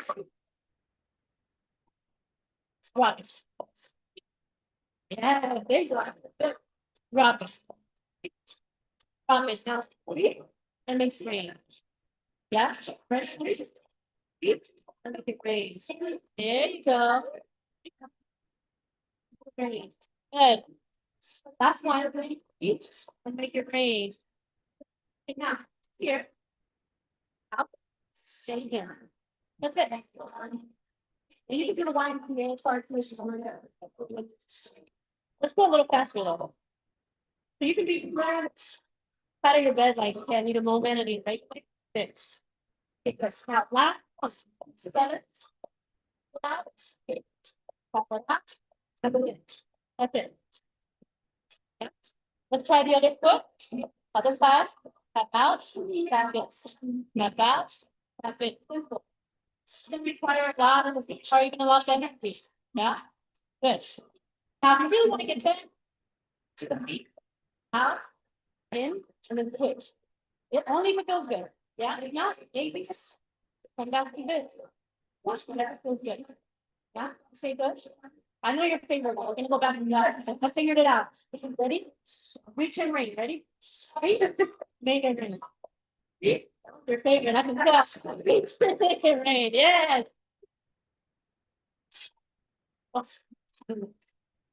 Hey, funny.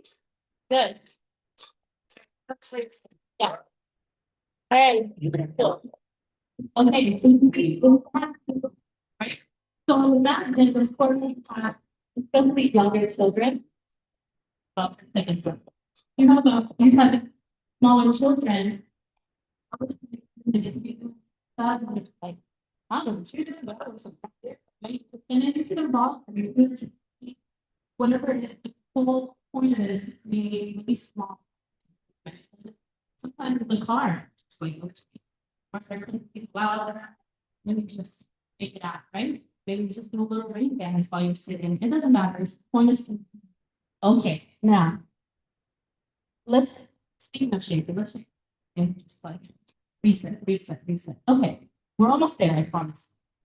So one of the things that I wanted to go back to really quickly is the chest back. Okay. Maybe freedom technique. Yeah, if you have, yeah, here, and you go like here, right, and you go on the side of your head. Okay, it's happening here. What that is really awesome tool. Maybe next time I can teach a little bit about that. It's a really awesome tool for releasing stress in the body.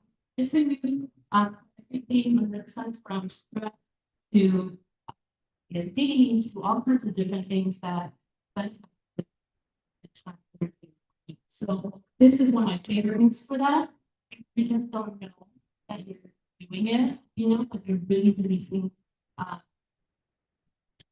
workspace, right, when you're stressed out. Think about things when you put a baby here, but when it's doing what? Why? Emotions, technique. You're adding that they feel regulated. So maybe yourself, yeah, maybe you just feel better too. Did a great job at life and just use that as a tool. Okay, now I'm really gonna change. But that's what I can do. It's not in your wheelhouse now. It's something that is. Can we agree to that? Is that okay? All right. And if you're like, no. So we're gonna take some of the books that we did and put in a song, a little bit, a choreograph, maybe a little sequence. We're gonna okay, so that's the last slide. I'm gonna roll it out. Is that, yep, perfect for those people. So thank you for joining us virtually. Can we give it up for them? Okay, so let me play the song. And because I can see this perfectly, I may change it, but don't worry. Those of you can see this, don't judge me. We're just gonna keep moving. Okay, let's do it. All right. Two times, and then the rain, okay? Open up, down. Back. Up. And make it rain. Yeah, and again, take a bite. And up, look at rain.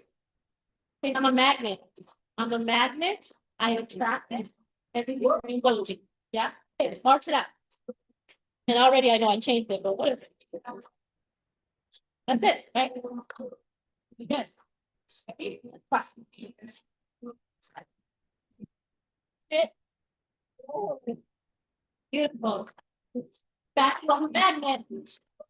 Two times. Up, take it rain. Yes, two times. And up, take it rain.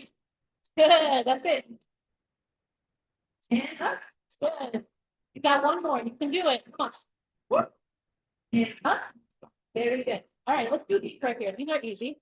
Out, and it's out, that's it, and back it. Out, in, out, in, out, back the swap. Okay, it's super. Okay, good. All you're doing, exactly. Just right here, that. And then when I practice, here, it shows up. You got two more times, let me see. All on your own, you ready? Got it, tap. Yeah. Good job. Okay, let's try these. Out and out. Out and out. One, I'm holding the hand here, just want to give you a little bit of a, next time I'm gonna go into it. If you can, out and out and out. All right. This one, we get to go. Good job. One more time, favorites. Don't be there. Remember you do big well being this group.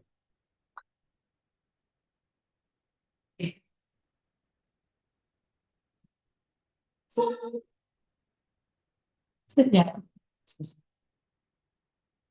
Hold it. Ready? That last reset.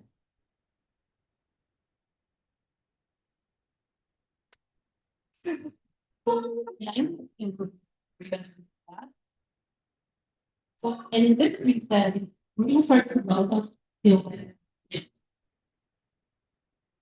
You get it. Oh, like excited about pump.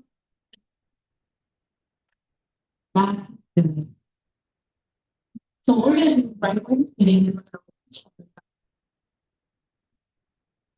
I love this all the time. It's funny. Roll down. And the more. You will not come forward. There you go. Good. Maybe a little, let me check off the pro. And wonder it. Very good. So now we're going to do, we're going to the next slide. And this is the integration part of the brain. This is where you get to see all of the benefits and get this learning. Allow your brain to say, oh, feel it. Like, and it's just being filled. One of the scariest things for me is to hear these people. Just think the house, that. I'm like, don't say it. Don't say it. Just keep it. So don't take that. And do something with it. And we're just welcoming back. You just did it.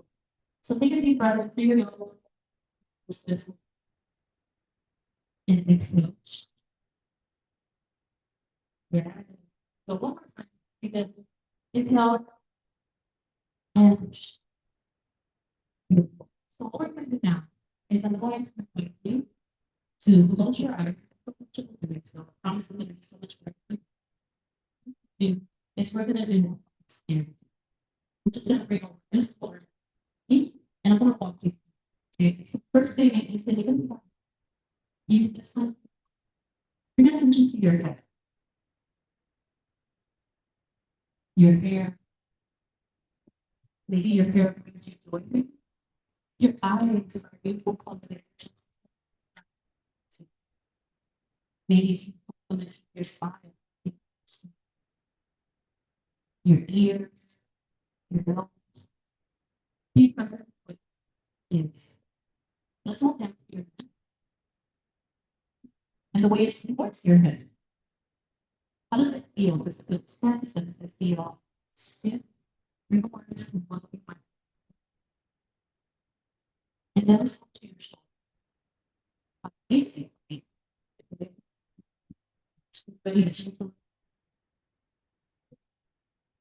listen to your chest and your shoulders, the arms.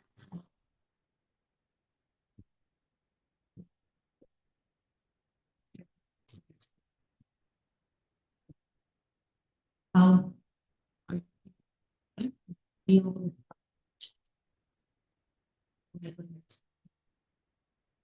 Does it feel nothing? Safe and legs. Maybe you're sort of feel.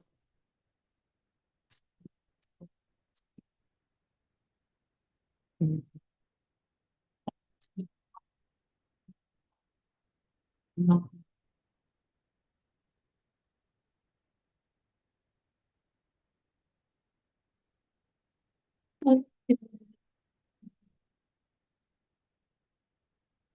Stillness and integration is bringing all these together.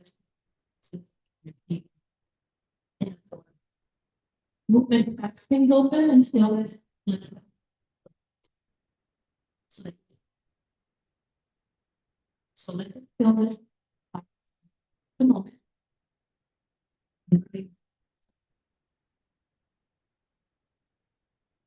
Figure out.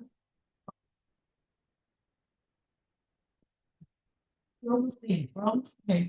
How quick that is. Basic. Okay. So this time we're going to do 3 claps. I like the clapping. I think that's like. So come with 1, 2, 3 claps. Yeah. 3, 2, 1. Okay. Just the clappers now. I think it's I love it. Okay, so let's go to the last part of this, which is one more. Actually, go back. Thank you. You can't see it from one link to a public. You can go to that real quick. A pretty awesome illustration that small the people my own version some variation of it. So let's so you can see the reflected in that, in like a river. Look down at it, see yourself. You cannot. Water is what? Still. So let that be something that you carry. You part is only when we get still without shame. Sometimes we think like not about them, we think that not something to do, like just to do. And that stillness is the or grateful for what we need. So if you cannot see your reflection. So that's really important piece that I want to make sure to take with you. ADHD, because this is the type of illness that's not it doesn't not connect. It just wants you. So I want to invite start the day. People are did today. Just be part of this workshop day. Here. Okay, now we can go. So just tune into the 10. What can you take on your something like this, or maybe your phone. Should think about first thing that we wrote down, which was how did I remember in the beginning? This thing I not sure. Excited. And now I want you to think about during our what's the things that for you, empowering you now versus how you felt at the beginning, and just that's just the most for me is not present now. So what understand people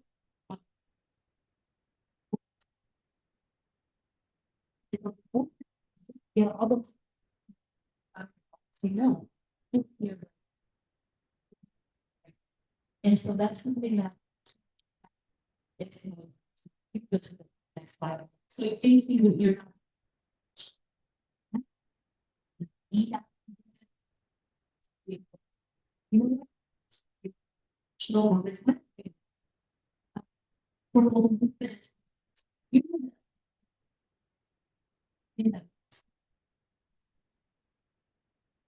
some of us, me especially at the beginning of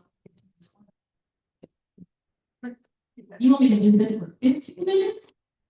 So like 2 minutes, they can go. So every minute to fight better.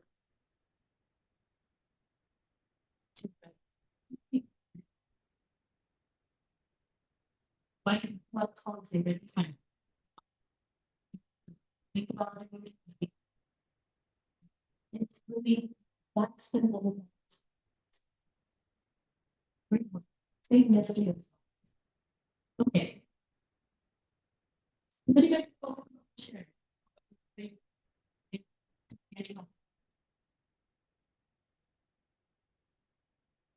Yeah, I don't think I can.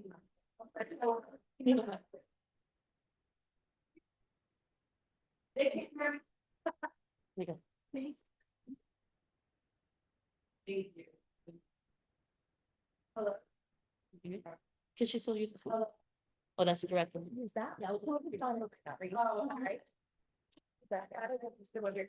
I love the presentation movement so much. I have enjoyed it. So thank you so I know much. you want to scare, so I don't want to scare everybody.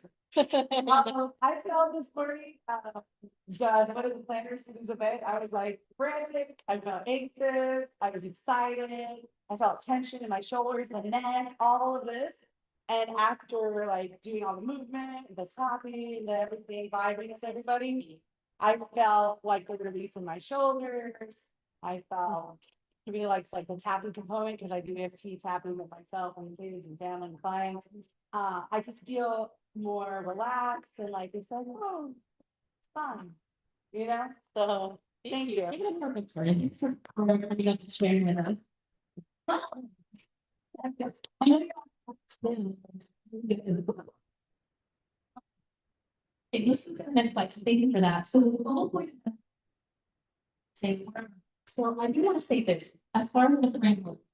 I think there's not enough to say, right? It's the moment that I just doing stuff.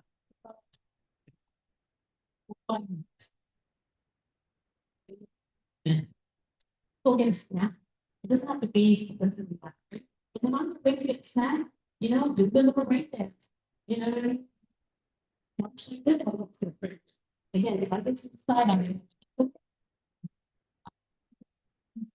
get your snack, and just be still for their side. It doesn't have to be so. And that's that. So, and then check in. What do I feel? So, this time usually like the framework together. Like, again, this is yours now. Just use it.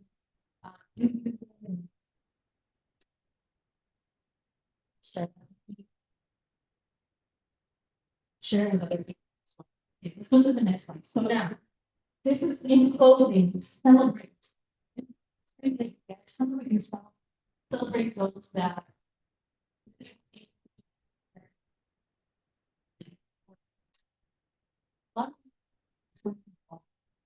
What the really. Make yourself. So. With that being said, my second favorite one today. Is one, stay the end of the song. Just like 5 minutes, good job. You did it, you survived this thing, it's not. And today. No, we hear that a lot. Like, what does that even mean? If you are just not in the space where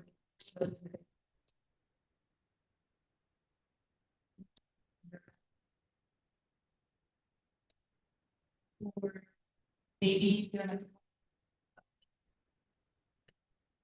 make it. So now it's just not amazing. That's your jam goal. Right? It doesn't even close.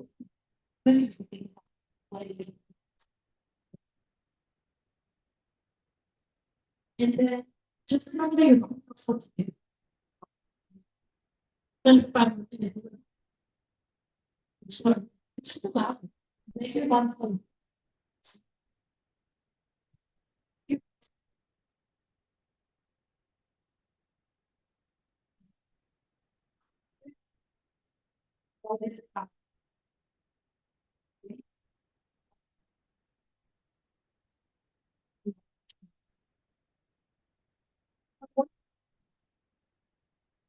So what?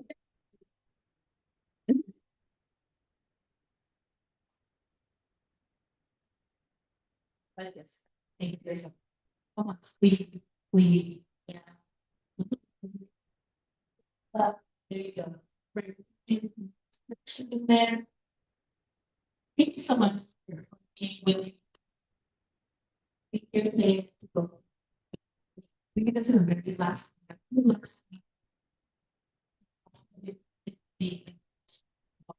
Social media. Short term.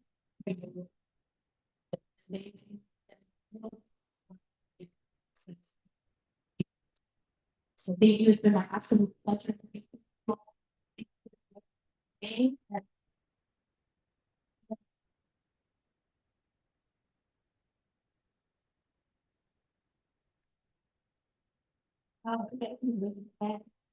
So we are having lunch. Now, over lunch, we're going to have our panel discussion. So we're great, go use the restroom, get some water, get some food, and then have a seat up here where we're going to have a panel of experts. Answer your questions. So, we all got you.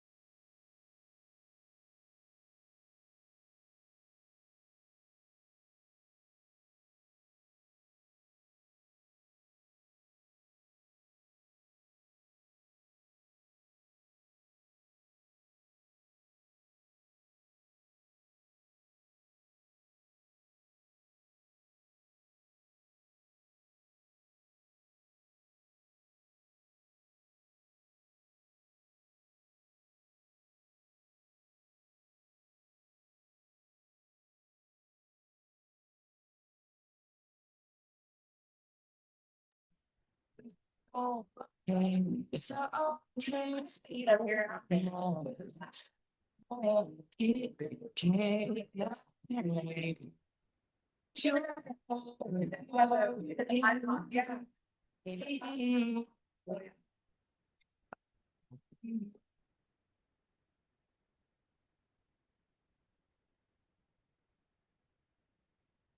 Open up your mind.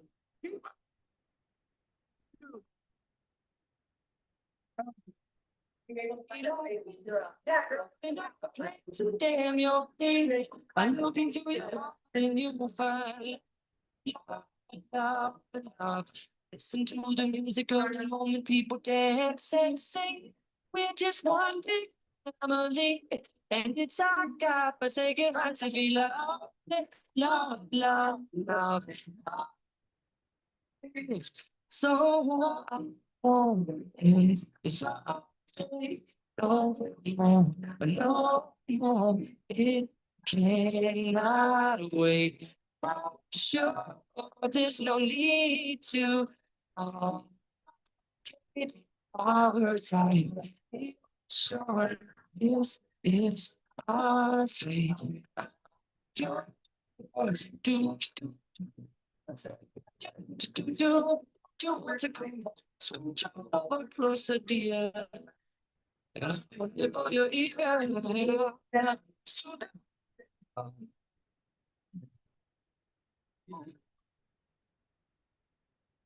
oh, oh, oh.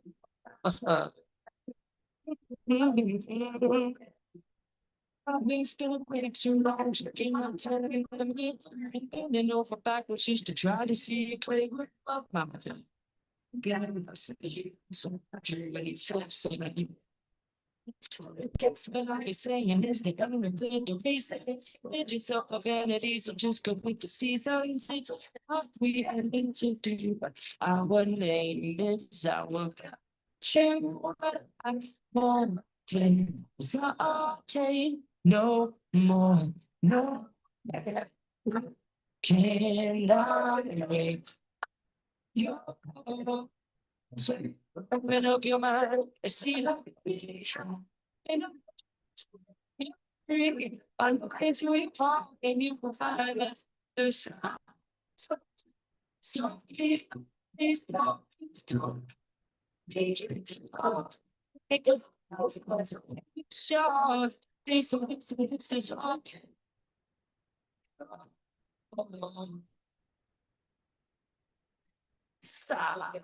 Yeah. The pop of the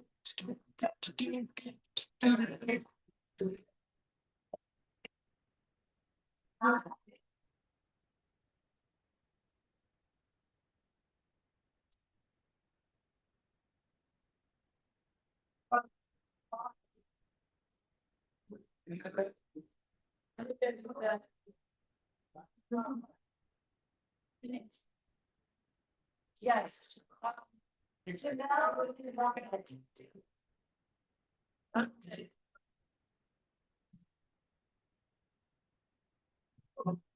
Really? You know, that's so true.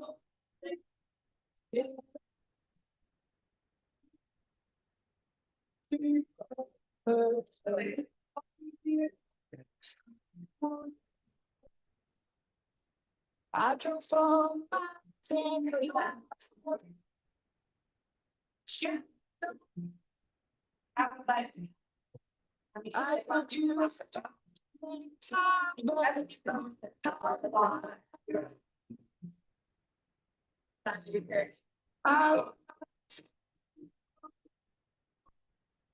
I will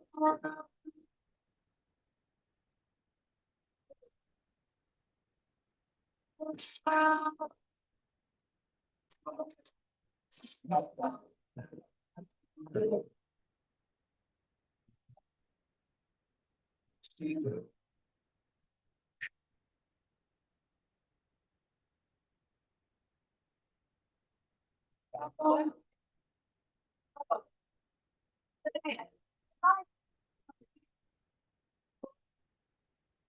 Getting quiet. Oh, Oh, I control it.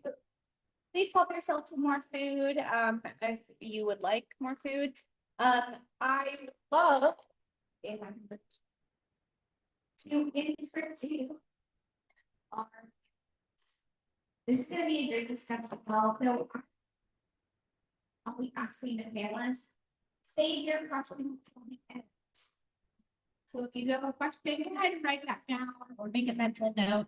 And there will be a time and a space for questions from the audience. We have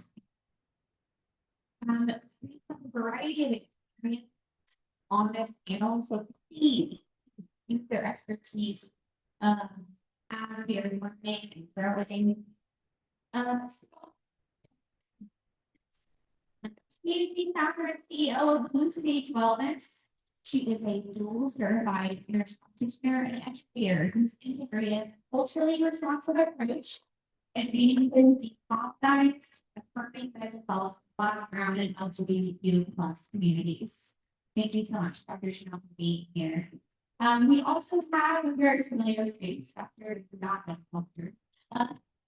Listen, I think I just like roll off the tongue. I think I'm speaking into your future here. We have to worry about this. She's a Spanish speaking LMFT, a listener feedback provider, print and ADHD coach. He's also an AMFT approved supervisor, director of Tri-Synergy Counseling. If you do want more information on Tri-Synergy Counseling, they do have a table. She also leads a statewide Latinx professional support initiative and maybe engagement through Base Nashville. Thank you so much for being here, Victoria. We also have Dr. Victoria Beaters. I even asked you this. I don't remember. She is a behavioral health leader whose work spans research, intervention, and advocacy for vulnerable communities. She serves as the assistant clinical director of youth opportunity investments while championing equity through her service on multiple nonprofits. No, that's really difficult. Thank you so much for being here, Dr. Victoria. We also have Ryan Robertson. He is a neuroscience informed therapist. He integrates clinical expertise with lived ADHD experience, provide accessible, brain-based support assessments and therapy to neurodivergent individuals and their families. Thank you so much for being here. Okay, so I'm gonna like to each of you, if you would just introduce yourself, share what connects you to this ADHD conversation.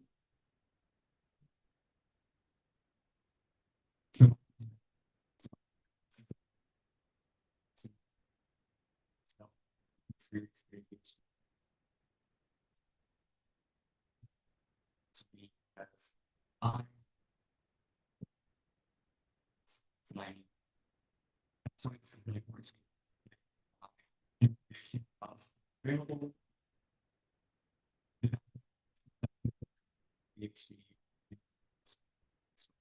Years.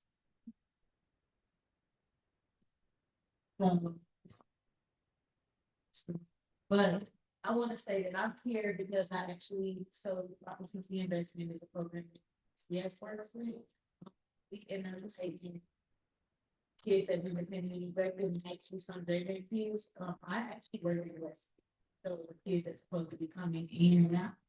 So that is actually what I do. I take them to court, I do all kinds of things, and of course I see movement impacting those people that already had the access and talked about earlier, some of those familiar ones, most of them, almost every last one of them have the ADHD that is or maybe some kind of behavior, some kind of overlap. And it's just really important to me that we actually work together to give them the services, the program that they need versus put them in facilities that may not always benefit or don't have the support that's necessary. Give them in a facility, no matter what that good is, it makes the kid automatic. Okay, so there's just so many different ways that we can approach it. And just be there, team also. Also, and two of my kids were recommended for diagnosis and mentioned Hello, my name is Chanel. I'm a dual certified family nurse practitioner, psychiatric mental health practitioner. What that basically means is I do evaluation assessments, prescribe medication, disorder, respiratory testing, things like that. I also operate doing degree of psychiatry, so alternative to medication, supplements, herbs, things like that as well. I have lived experience with ADHD, with diagnosed, and I'm privileged for other is diagnosed with things like conduct disorder, substance disorders in children, or bipolar disorder, prescribed medications. Will have a lot of side effects, be harsh. So the creation of Blue Sage Wellness, my practice, was created with the goal, especially prioritizing working with people of color, that with other things going on, depression, anxiety, with that integrated framework. So not prescribing very strong medications that aren't needed. Yeah. I'm just like, all of these people are so amazing. So I'm like taking it all in, guys. I'm Victoria Valdez. I'm a licensed marriage and family therapist. I'm the clinical director of Tri-City Counseling. I have lived, this is important to me because I have lived experience. If you guys were here with me at the beginning of the event, I shared a little bit about what it was like for me growing up and having ADHD and not knowing, and how challenging and almost it was a little traumatic for me to grow up not being cared for, not knowing what was going on. And then, as you guys heard earlier, I'm a mom of 3 kiddos, and 2 of them are diagnosed with ADHD. And something I didn't share earlier is I have 5 siblings in total, including me, and 4 of us have been formally diagnosed with ADHD. So I am the life of ADHD. And so I'm excited to kind of share and learn from the other people here and share with you guys and to support your guys' journey with ADHD. Thank you. So my first question, and this is for all of you, you don't all have to answer if you don't want to, but I would love to hear from each of you, is what is one misconception about ADHD that you wish the community understood better? Who would like to go first?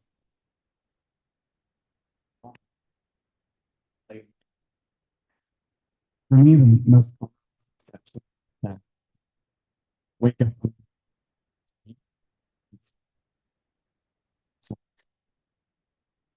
Once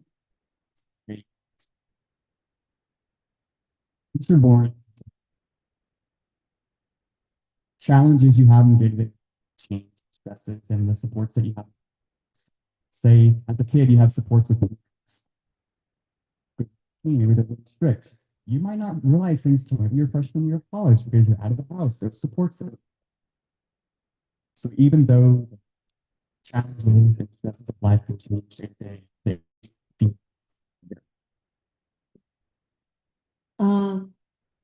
That honestly, ADHD is just bad. It seems to be more of a behavioral thing. Like that's what they're looking at, the negative, the stigma behind, you know, who it impacts. Like, oh, it has to come from a socioeconomic class. Do you see higher class of people getting it? Or when you do see people in higher class being diagnosed with it, how are they presenting it? So really looking at that, looking at some of the health disparities between it, but really understanding that ADHD does not have to be a negative thing. It's really about how we perceive it.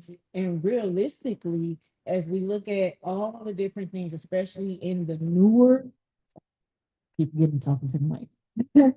Especially in like this newer age of technology and things like that, like there is so much more that we can be doing to support everybody. And I don't want to say kids, not just kids, adults, people undiagnosed. Because like I said, if 2 of my kids, other 3 possibly got it, all of us probably got it. We just don't know yet.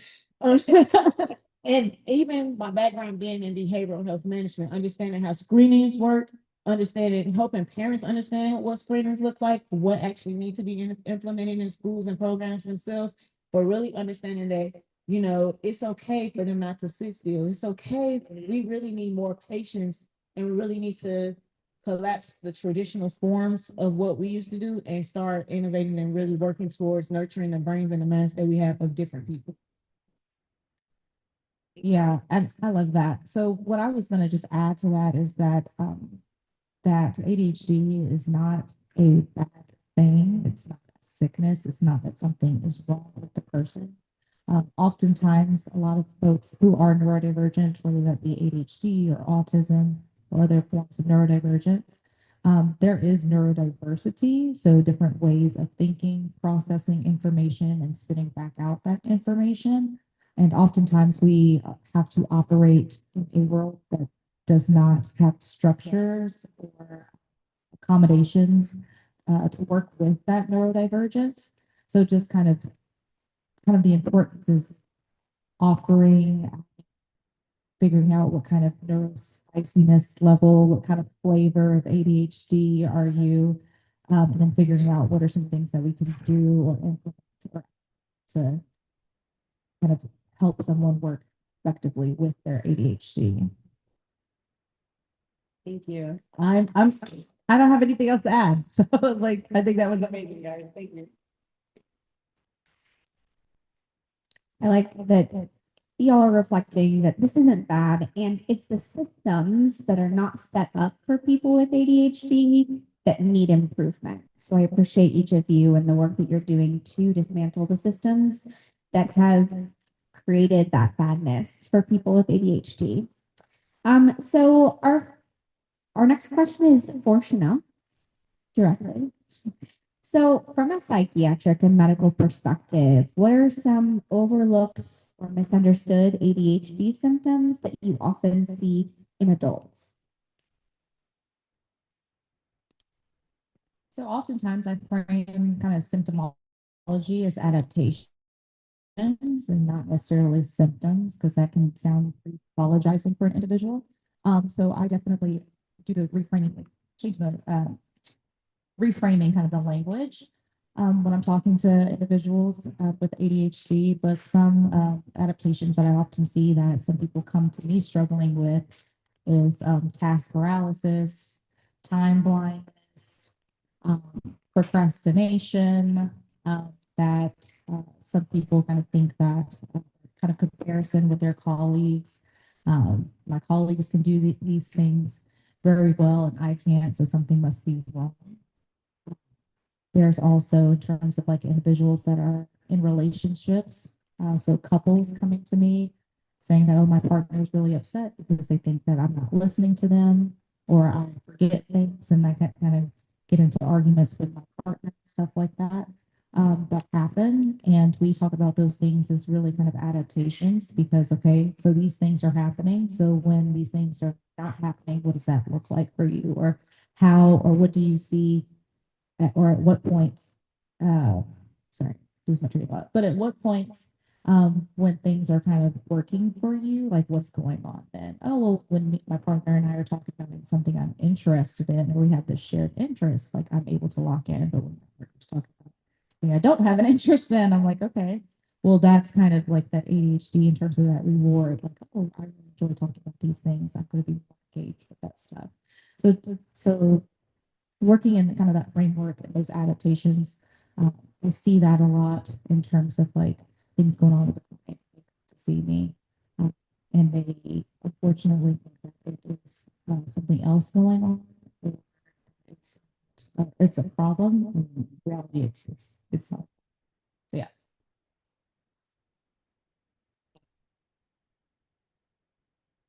So our next question is for Victoria. So as a therapist who lives with ADHD and parents children with ADHD, how does your lived experience shape your approach to supporting your clients in therapy?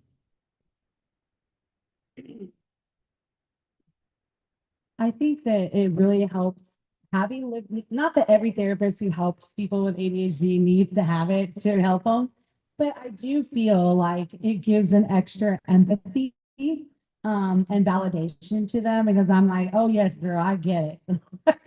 Like I do understand and I know you're trying as hard as you can, right? Or normalizing with children, especially I work with young children, but really teens and like I love being able to motivate teens and tell them part of doing therapy work with teenagers is I share a little bit about myself if they have ADHD.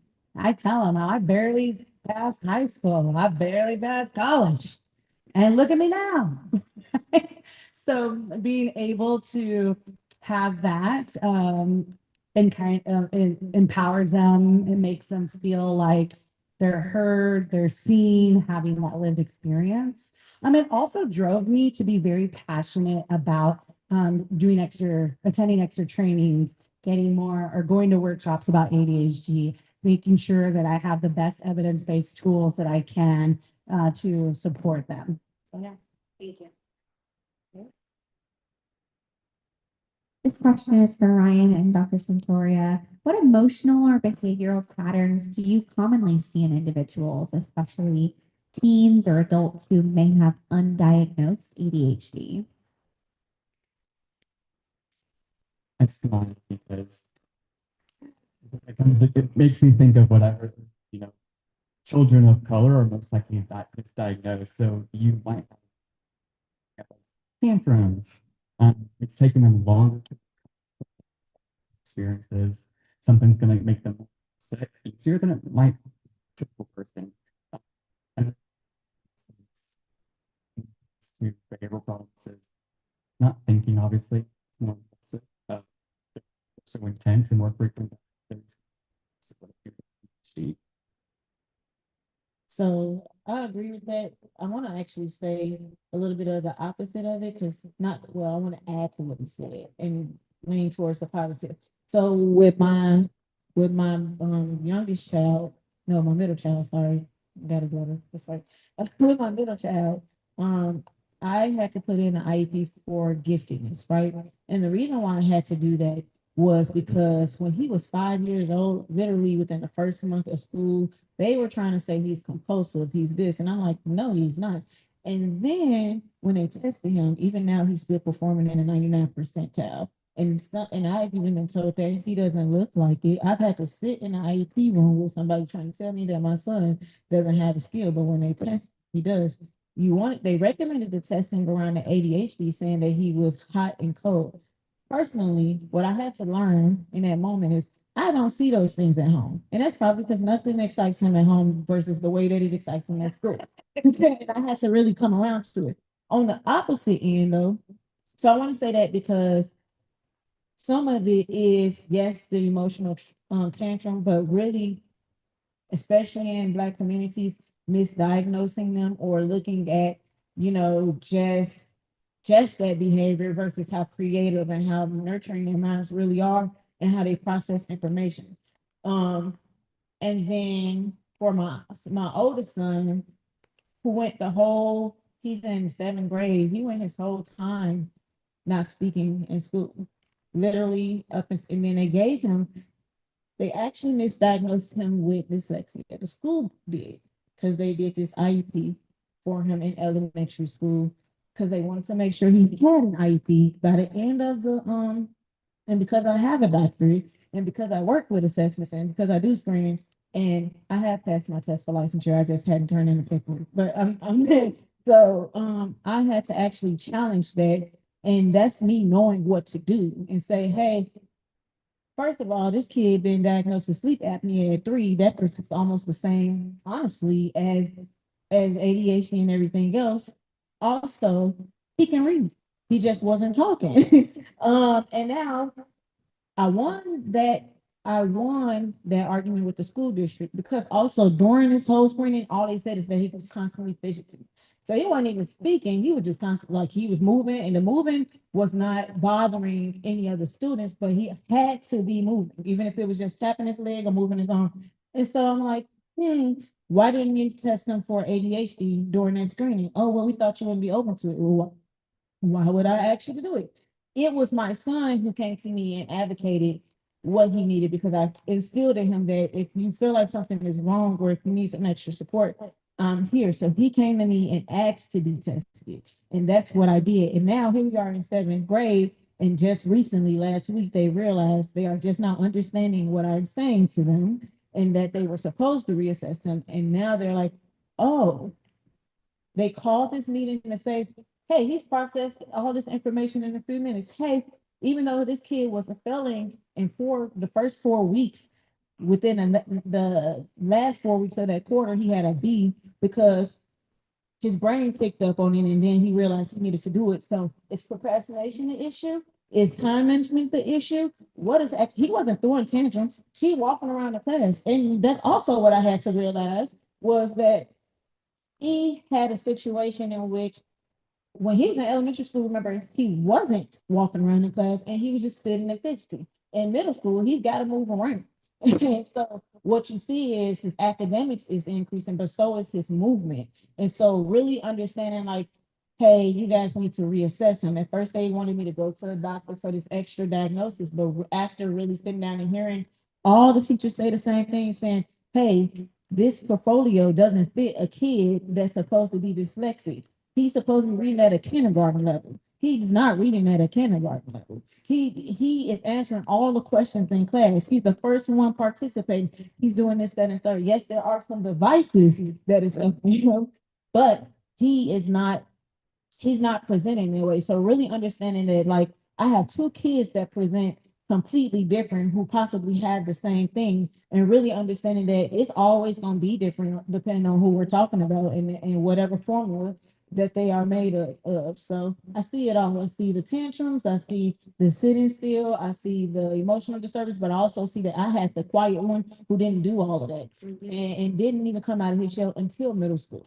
So that's kind of a thing. And I couldn't figure out what was going on. I couldn't figure out what was happening. I just knew something wasn't like, I'm like, nothing's really wrong with him. I know he's doing this, that, and third, but really understanding, I'm like, okay, he's good with his hands. He fixed things. Okay, but really, really going back to back with the school and saying dyslexia was not the problem. He couldn't pay attention during those tests at all. That was never the problem. And honestly, the reason why the reassessment took place is because last week they decided to lock the computer so that he couldn't get on YouTube. And he was the only one in the 7th grade that scored the highest on this test. So that's what they on his core bench assessments. And the whole time he's been in the 1% up until that point. So that's what we look at. We look at the diversity, we look at misdiagnosis, we look at, how are they coping with these skills? What does their social relationships look like? Are they able to create them? Are they able to maintain them? What support really look like for them? Sorry, I took.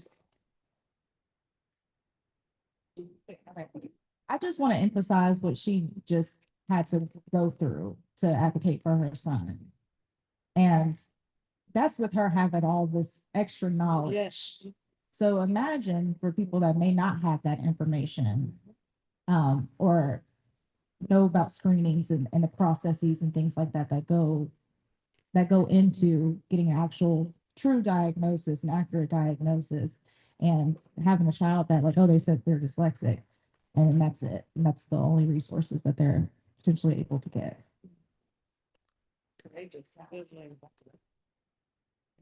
That made me realize earlier this year I had somebody who was an adult college student, and they came to me. They were ADHD, of course, but they told me they were diagnosed dyscalculia.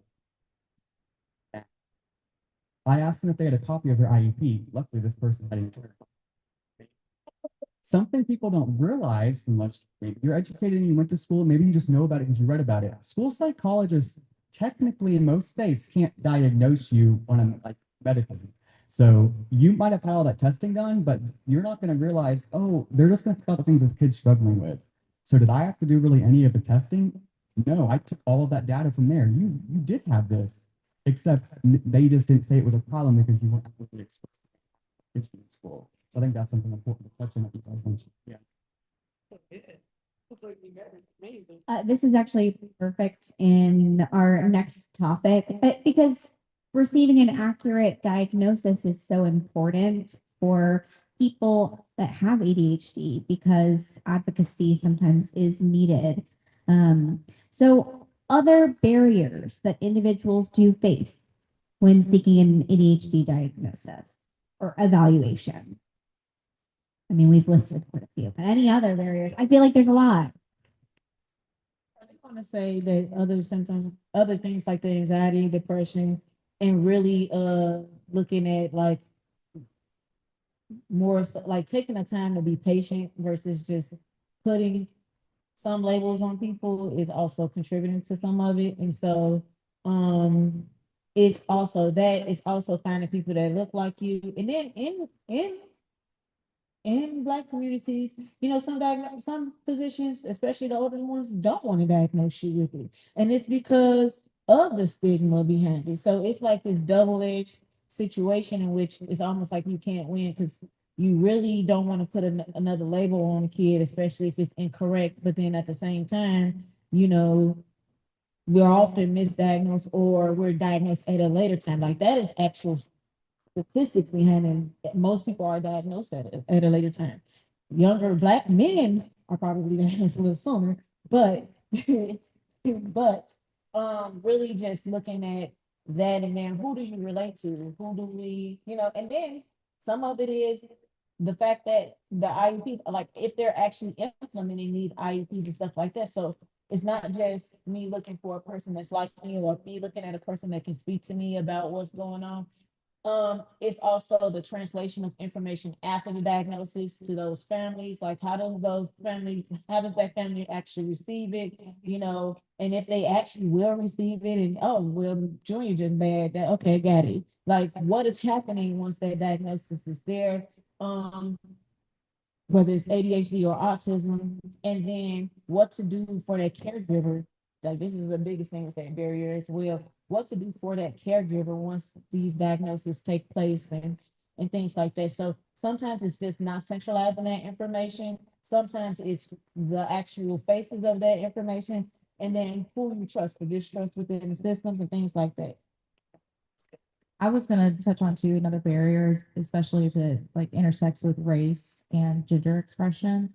Oftentimes when there's that intersectionality of race and gender, so like a person of color who is queer, a person of color who is uh, female, there's already layers of code switching and masking behaviors in school or in adulthood. So trying to first find a clinician that maybe has some relational in terms of identity expression. So there's some unmasking and maybe not feeling the need to code switch can be very challenging. I know especially psychiatrists, psychiatric nurse practitioners make up about, say, like 15% of, excuse me, Black psychiatrists and psych nurse practitioners, about 15% of our psychiatric providers that do prescribe medications, at least in the United States. So that can be a barrier to access. Obviously, we talked about insurance. I know we touched on kind of wait times for clients to get testing, which is 3 to 6 months. No, in the state of Tennessee, for school testing, they require not just like a psychologist do testing, but potentially a occupational therapist also be involved in testing, as well as another type of therapist. I can't think of it right. Speech therapist, yeah, speech therapist also be involved in testing. So then getting into appointments with all of those specialists and how long it can take can be very strenuous on not just the child, but also the parents or caregivers. So there are a lot of barriers to access, unfortunately, for testing and comfortability to do that testing, as well as like culture, history with the medical system, stigma that relates to it, language as well. Um, so yeah. I wanted to add insurance. I forgot that because one of the reasons I didn't want to take my son to get tested, it wasn't because I didn't believe it. It was because the insurance I had paid for a certain company, and I was like, no.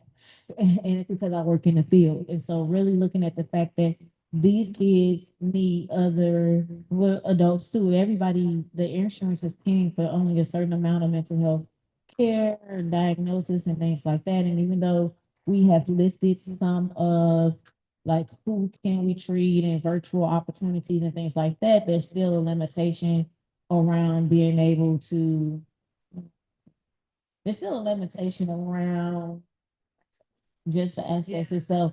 I mean, even with the insurance, because if your job only pays for 12 sessions and things like that, that's you have to pay at some point. So there's some affordability issues. If I got 5 kids and we are already fighting over a hamburger, and so I got to pick between a hamburger and my insurance and feeding my kids and things like that. I won't get the help that I need, and I can't get the kids the help that they need and things like that. So there's some other stuff.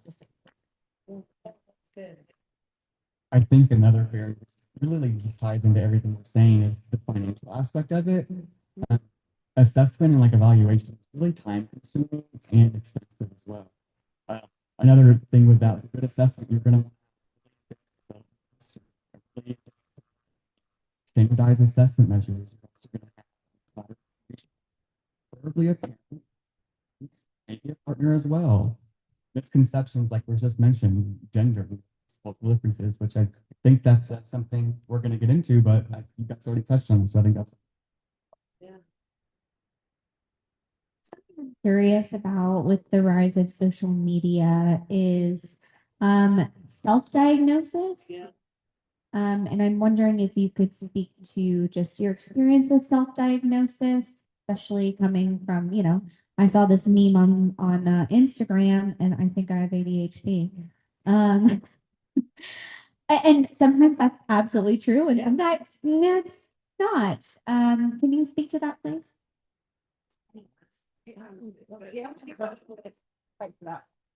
Um, so yeah, so with social media, it's been a blessing and a curse.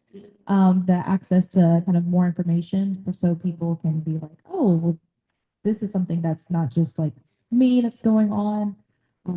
Maybe I should go out and look for an assessment to see if that does resonate with me.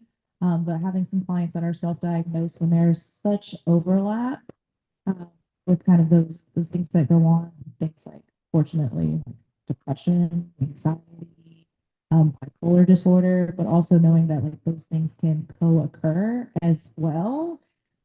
So I usually encourage, like I understand self-diagnosis, but I, as a clinician, can't process the whole care without ruling out like some other things that could be potentially going on as well, or is this truly ADHD or actually all that kind of stuff, but still coming from an approach that is validating experiences.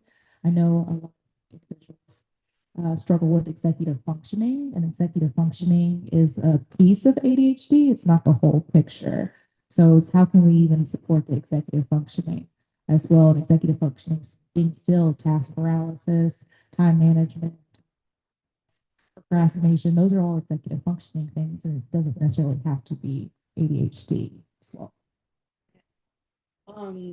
I sometimes I feel like a social media warrior on the wrong content. I have to stop looking because I'll say that like Chanel said that like it's a blessing and a cursing. I had this ADHD coach that I follow for like 4 years, and as soon as ChatGPT came out, I was watching just recently one of her content, and this is not to shame her, but this is an example. I'm giving you guys an example. I was listening to one of her lives, and I've been following for 4 or 5 years. And I was like, whoa, I was like, that script sounds like ChatGPT. And I was just like, which is fine. I use ChatGPT to make things faster for me. So I wasn't shaming her, but I was like, wait a minute, that sounds like ChatGPT. And I know that information is wrong, what she was saying. She was saying that children with ADHD love to argue because it is a dopamine hit for them because they have ADHD. And I was like, and so that's just an example. I see content on social media all the time where they're well-meaning people like this individual, but they didn't, actually research what the real truth is. And so being careful with the social media and knowing that it can be validated and some of the content is true, but also you have to really like, where did they get this from? Do your research. Just go and if you suspect, guys, bottom line, see if we can get an assessment. Because there's some, like I said, stuff that I was like, I gotta look away. Gotta look away. It's like, this is wrong. I was like, I'm just gonna say, remember that certain things trend, especially in the mental health world, when we use social media.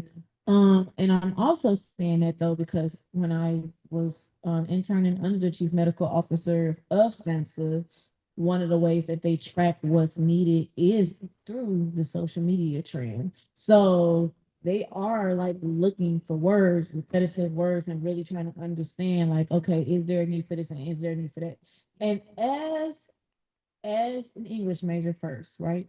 Just want to say we change the meaning of words and diagnosis and things all the time. The word ratchet, okay, what a ratchet was, and it's really what wretched is, and so just different things like that. So really just understanding like how language impacts stuff and how linguistics does, and then like how the government understands what we are talking about and what patterns look like, and then what is needed. What does, if we see a trend in ADHD, okay, well, maybe we can go ahead and utilize that for funding, or maybe there's not enough. And then that's exactly how some people continue to be marginalized. So really looking at how social media impacts people, but really paying attention to the fact that what we say does trend, right? What was it? What was the thing? What they was calling people? Narcissist, right? Like the word narcissistic.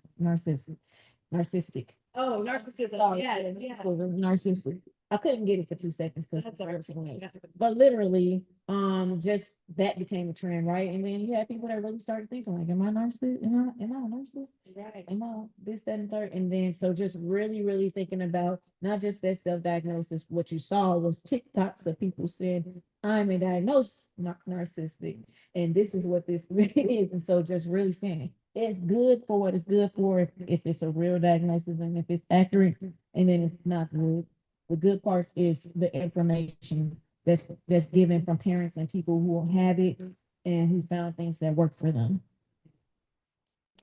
It sparked that thought, if I lose it, it'll go away and it'll all come back. So it made me think of hearing these things online. I feel like I do more the curse side of it. Somebody comes in thinking they have ADHD, they went and saw a provider who was not well equipped to detect or say this is ADHD. They said, oh, yep, you have all these symptoms. Yep, it's ADHD. Now they're misdiagnosed. Now they're getting on medication that's not really going to help them at all. They could become addicted to something because of that. So that's something that's also difficult on the gaslighting. It's not just lying. Yeah. It's not just lying. Yeah, that's right. So what, I'm going off script here. It's okay, it's okay. So for people who are maybe, whether they have self-diagnosed, when they are then working with a professional like y'all, how might they be helped within their family or themselves in navigating ADHD?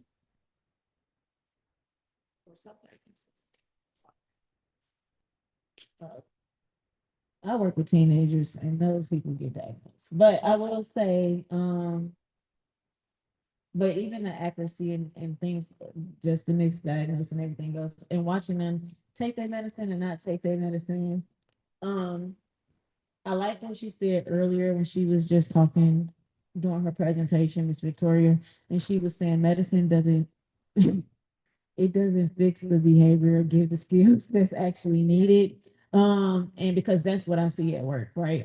They're like, oh, this kid is acting this way because they don't have their medicine. I'm like, well, what are we actually doing for this kid? And so, when I think of what I have to do in my setting, I think of like the willingness and the levels. I think about age of the people that I'm working with, right? But I'm also thinking about how many people are invested in their situation. Are they interested in their situation? Because the truth also is most of these people are given, most of these teenagers and these kids are given a diagnosis and don't really understand it. They just know it as this is what they say I have. So I started putting literature out there. And if they read it, they do, and if they don't, they don't. But really trying to make sure that they are equipped that way. Self-diagnosis, honestly, those same educational literature being provided helps sometimes, but really helping them understand, like, hey, you can talk to me, and we can try to get you assessed and determine next steps. But also just looking at what family members is involved because they are teenagers. So, or is there a family member, a friend, or someone you trust that's involved? And if not, that's okay. But if you're 17 and you're already in high school, or you haven't been going to school, or you have been, but this situation took place and now you're in DCS custody. When you're 18, what are you gonna do? Especially if we haven't actually addressed the ADHD part or the medical part. We are mostly just talking about like you coming up with therapeutic goals and, and things like very short therapeutic goals and things that's not really necessarily addressing that co-occurring disorder that's probably taking place. So really making sure that I provide the extra information and ask, because it's not that they don't want to know. If your brain is fit in 50,000 places and you're in the middle of a trauma response, you're not thinking about your diagnosis. You're literally just operating and surviving. So why would I be thinking that I need more education around being diagnosed with ADHD? I just don't like how the medicine feel, and that's it. Like, so just really just looking at what works for them and encouraging them at the moments that I can, but not necessarily interfering with their level of care, and bringing the other people around them also helps. So sometimes that's a support group too in itself. I'll I'll hit on the kind of self-diagnosis for ADHD. I typically we use like clinicians will use the DSM-5, the Diagnostic Statistical Manual for something, which which is kind of the book that we use for diagnosing as it outlines kind of the requirements to meet a diagnosis with criteria that that person needs. Now, I usually encourage people to operate in a decolonized framework when they're using it as a resource, not the Bible basically for psychiatry. It's not the thing that you necessarily have to go by. However, gold standard for ADHD treatment is stimulant medications. Like Victoria talked about earlier, it works about 80% for 80% of folks in terms of helping to focus, concentration, and some of the challenges that come with ADHD.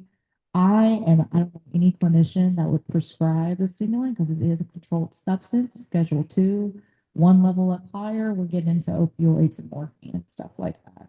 So I don't know a clinician that would prescribe a stimulant for someone that has ADHD that is self-diagnosed ADHD. It is very important that someone get an assessment from a clinician and have the actual diagnosis for like a stimulant. However, I do understand in terms of accessibility, that being a challenge. So we oftentimes talk about like the executive functioning challenges, do a lot of thorough screeners, still do an evaluation and maybe prescribe something like off-label for ADHD that can help with that focus concentration aspect if that's a challenge. Talk about alternatives like movement like we did before, exercise that could help develop some strategies, skills, refer for coaching or therapy to help with skills. Definitely encourage skills and pills. And I say to my clients, like ADHD is neurodevelopmental. You're going to have ADHD for the rest of your life. When you're in your 70s, I don't expect you to be taking a stimulant. So what are we going to do as an alternative and kind of help manage those challenges that you're facing? And again, it's systems issue. It's not the person that is the issue. So yeah. I was like, yeah, so you guys figure out like. Also, my mind is pretty meditated on the fact that I have to pee really badly. So, Why don't you run to the restroom and we're gonna take a few questions from the audience. We're gonna take about 2 to 3 questions. So speak loud and I'll repeat your question. Does anybody have a question? Go for it.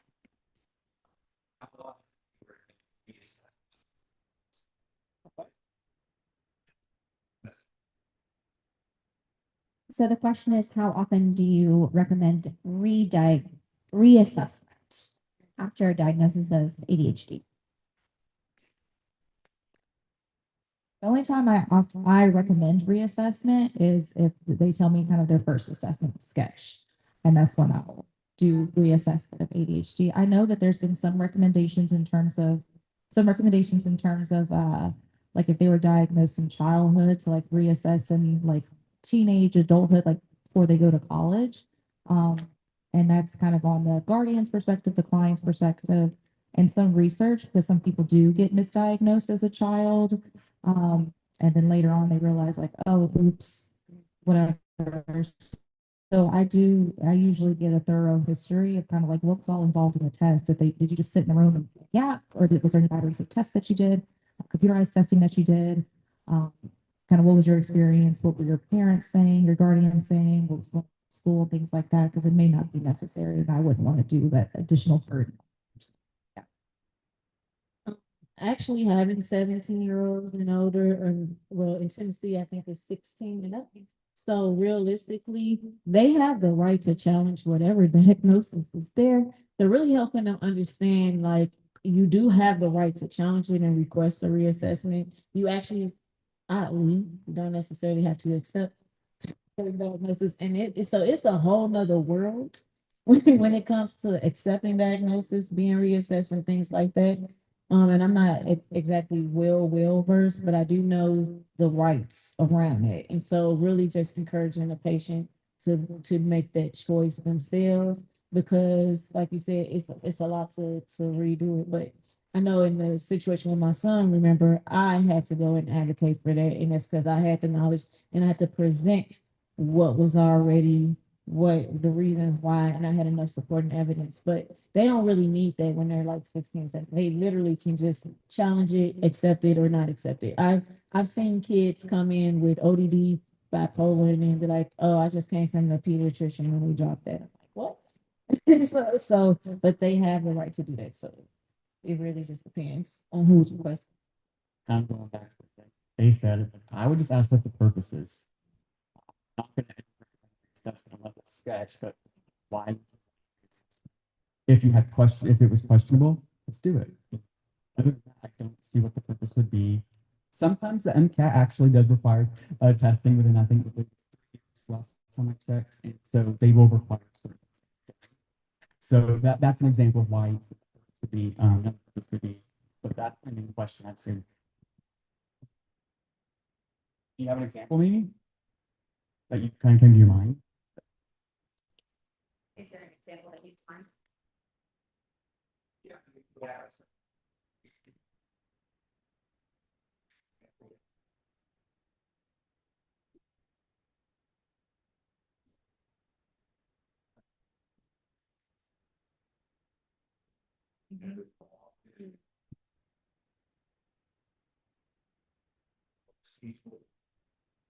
That's more I need to give it later. Yeah, so I was actually gonna say, reassessments for IEPs themselves are normally 3 years.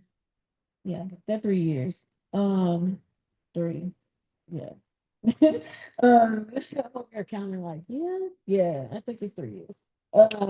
And maybe Miss Victoria can correct it because, like I said, it's it's 3 years, and so. But what happens isn't that they're necessarily being reassessed. You can ask to be reassessed, or you can challenge what's already there. Or you can say this kid, every year they do the goals, the IEP goals and things like that. It's really to determine if they still meet eligibility around the criteria to continue with that IEP or that 504 and things like that. So that would be the only reason why the school would recommend it. And just to keep current, but you don't necessarily have to do it. It's just, is this still a thing? And if, as long as no one is challenging that, they're not going to reassess, because that was the thing with my son. With my middle child, the thing around his giftedness was they felt like they wanted to remove his IEP. I said, that's not gonna work for me. And in the middle of the thing, like, what the school had to find out on their own was that, even though it was a nice thought, that unless he didn't pass the test or get a certain score, then technically he's always going to be eligible. So the question became, okay, with this, if is his cognitive going to change over the years? And the psychiatrist said, no, it's not going to change over the next few years. Normally, the way brain processes things is the same, blah, blah, blah. And so the team then had to say, either if they agreed or disagreed with keeping the IEP. So it's kind of a weird thing, but that's how that situation occurred. I didn't know what the question was, but I'm trying to think. We have time for probably one more question, just so that we can stay on time. And if we do have questions at the end, the panelists will be around. And so if you do have a specific question that is personal to you, you can ask one of the panelists. Can we get one more question? Yeah. So this is the each of you, if you have one policy change, you know, maybe expect. That is an amazing question. One policy change, magic wand policy change to make this better. Making the same. Oh, yeah. I think we all know. Yeah, can we have 30 seconds to convene? Yeah. Do you have an answer? What is magic? Yeah, magic wand. Policy. Policy to make this better.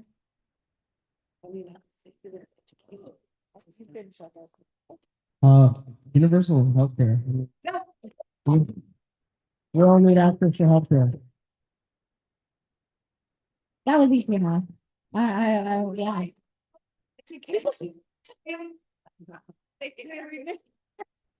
So I know that they normally, like for certain things, they normally request two doctors do sign off on certain diagnoses and things like that. What I actually would recommend is if a kid, especially if a youth has anything around ADHD and things like that, that there is some type of that there is documented proof, not just med management. In fact, I'm a big advocate of both. Like it should be required, not that they have to go to 2 sessions or something like that, but something does need to happen along that lines because what is happening, what you are seeing sometimes is some of these kids, they should not be prescribed medicine with narcotics, but some of them are, or they're taking like 3 times the normal amount because they're prescribed that much. And so they are paying for their medicine. Sometimes either they don't want it or they actually are really like requesting it. So I think that there needs to be a balance, or even if we have IEPs, just something that the school is providing, like during the IEP sessions, what exactly is being done during that time, not putting the responsibility on the school as far as like, caring for this child mental health, but technically the point of the education system is to prepare them to go out into the world and be productive citizens. And so part of that is learning how to manage their mental health and to be able to function. And so I would kind of advocate for proof, some kind of documentation, even if it's not just, especially we talked about executive function and then one part, right? But literally in that IEP goal, like this is what's been met and this what hasn't been met, but really making sure that it's documented and not just prescribing medicine. Because what happens is these kids get older and they choose not to take the medicine, and then they all over the place. And now it's a whole different thing, and then they're crashing like they had a sugar rush, and so they're not understanding that. So that's kind of the top of my head short thought. All this outward processing is stimulating my answer here, so this is good. I think from a policy change, I would like to see more things in place in the public school system that were for I was like, for neurodivergent children, where they aren't, I was like, where they don't have to sit for 8 hours in a chair and they don't have to, like, that they can do this, they can stand up at their desk, that they can, that would be my number one, like, on top of, for actually second or third, because Benai's universal health care. So, yes, really. I actually just want to say and kind of normalize that everybody brains process information differently. I think that we've done a good job when it comes, well, I take it back. We are like all over the place when it comes to accepting gender equality and things like that, but we have made progress. And so really just, if nothing else, helping them understand those things. It's kind of the same thing when you go into like lower income neighborhoods and you ask a kid what they want to be and they just say doctor. Like I had a science teacher that just went crazy one day, and I grew up in the projects in Chicago. So she went crazy one day because she asked and everybody's like doctor, lawyer.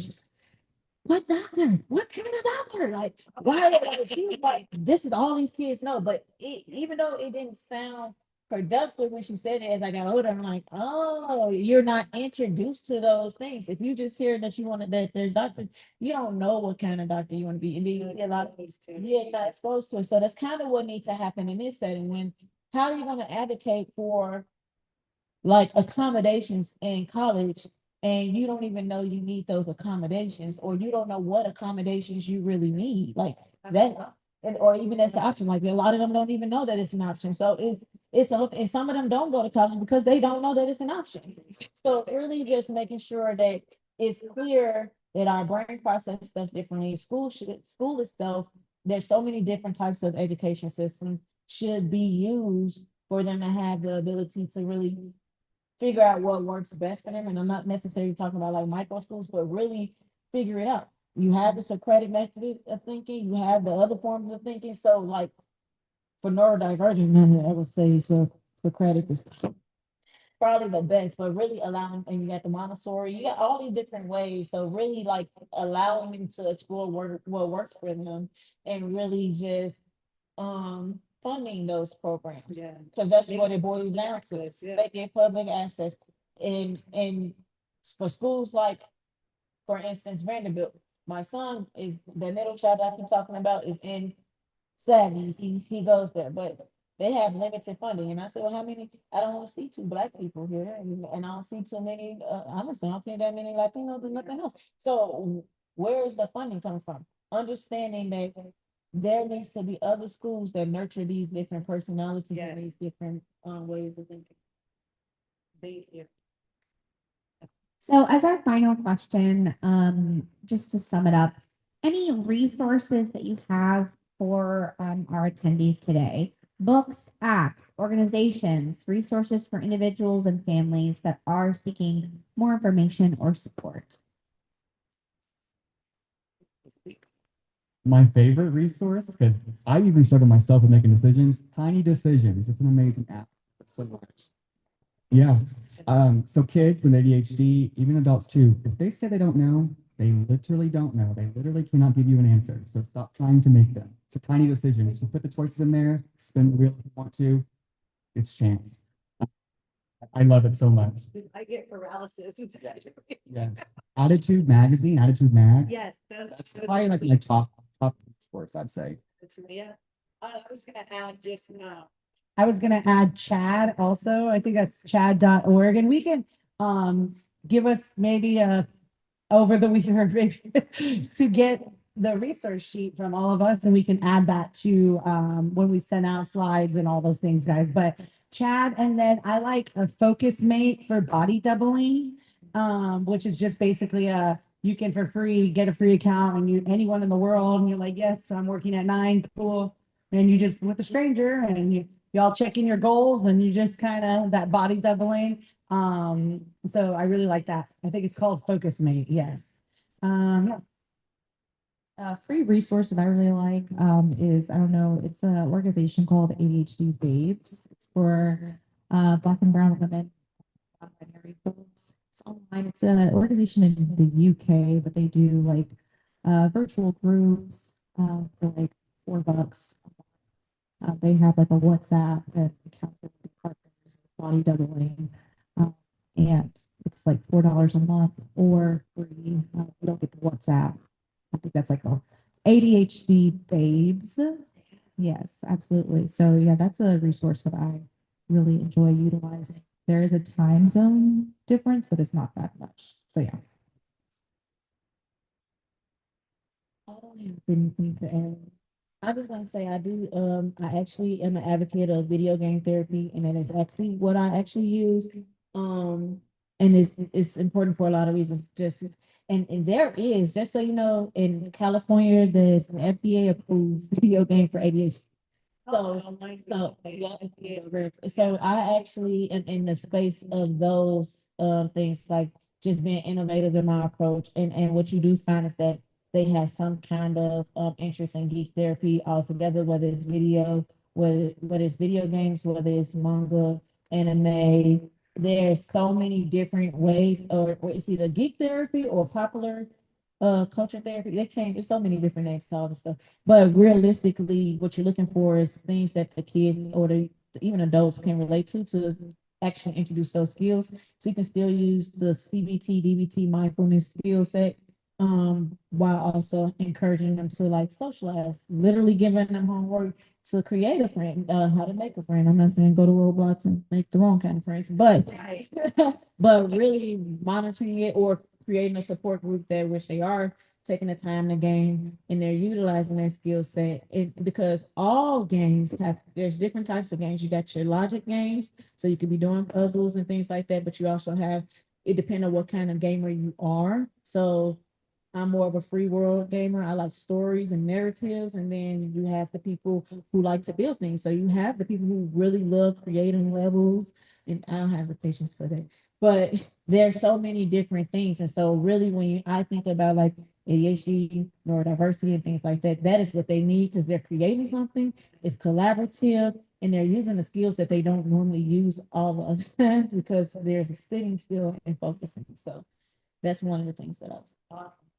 Thank you. Great. So it sounds like our panelists will also add any other resources to the sheet that will be sent out later today. If you did not register for this event, please come up and give your information to these lovely people up front, and they will make sure that you get the slides and any worksheets or resources from today. We are going to take a short break and come back for Dr. Chanel Thomas's session on living with ADHD as an adult, the invisible struggle. We'll be back in a few minutes. Don't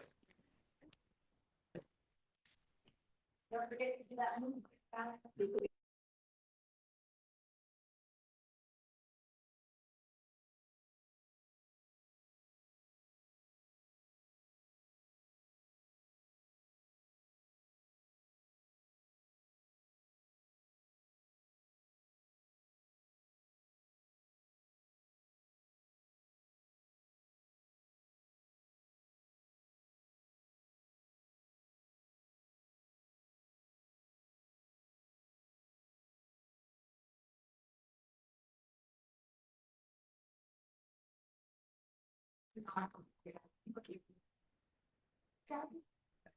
Yes.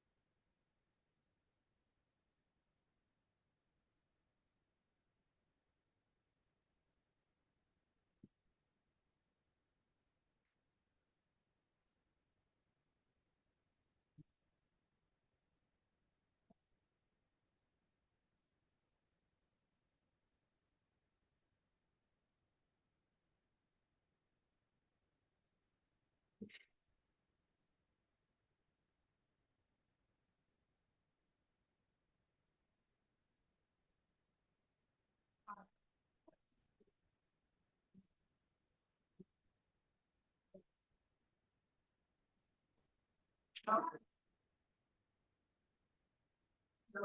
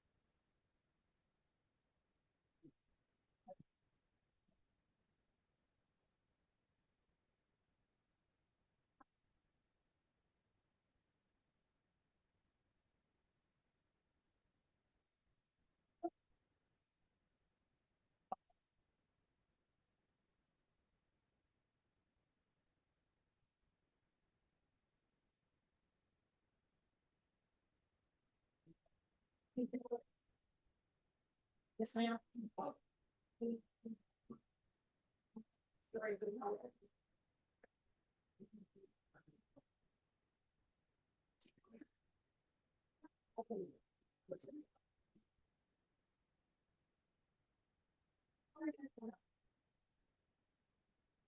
We're going to be starting in just a few minutes. If you'll find your way back to your seats, they're going to get a quick photo.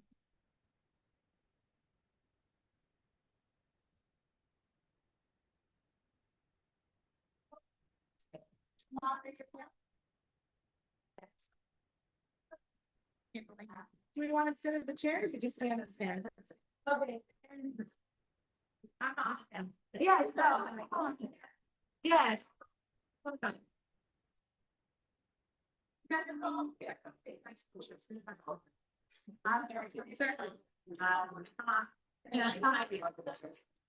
Over there. Oh, okay.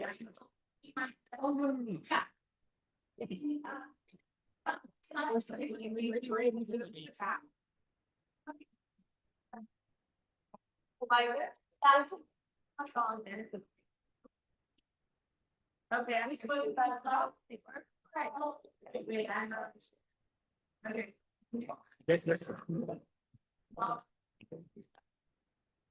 Okay.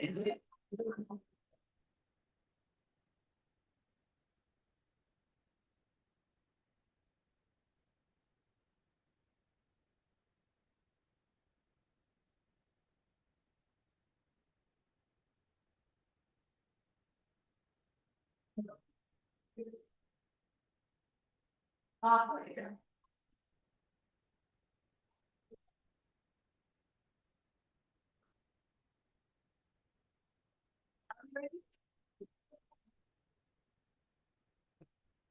Now that we have all of our pictures so that we can be influencers. Um, if we could turn down the music.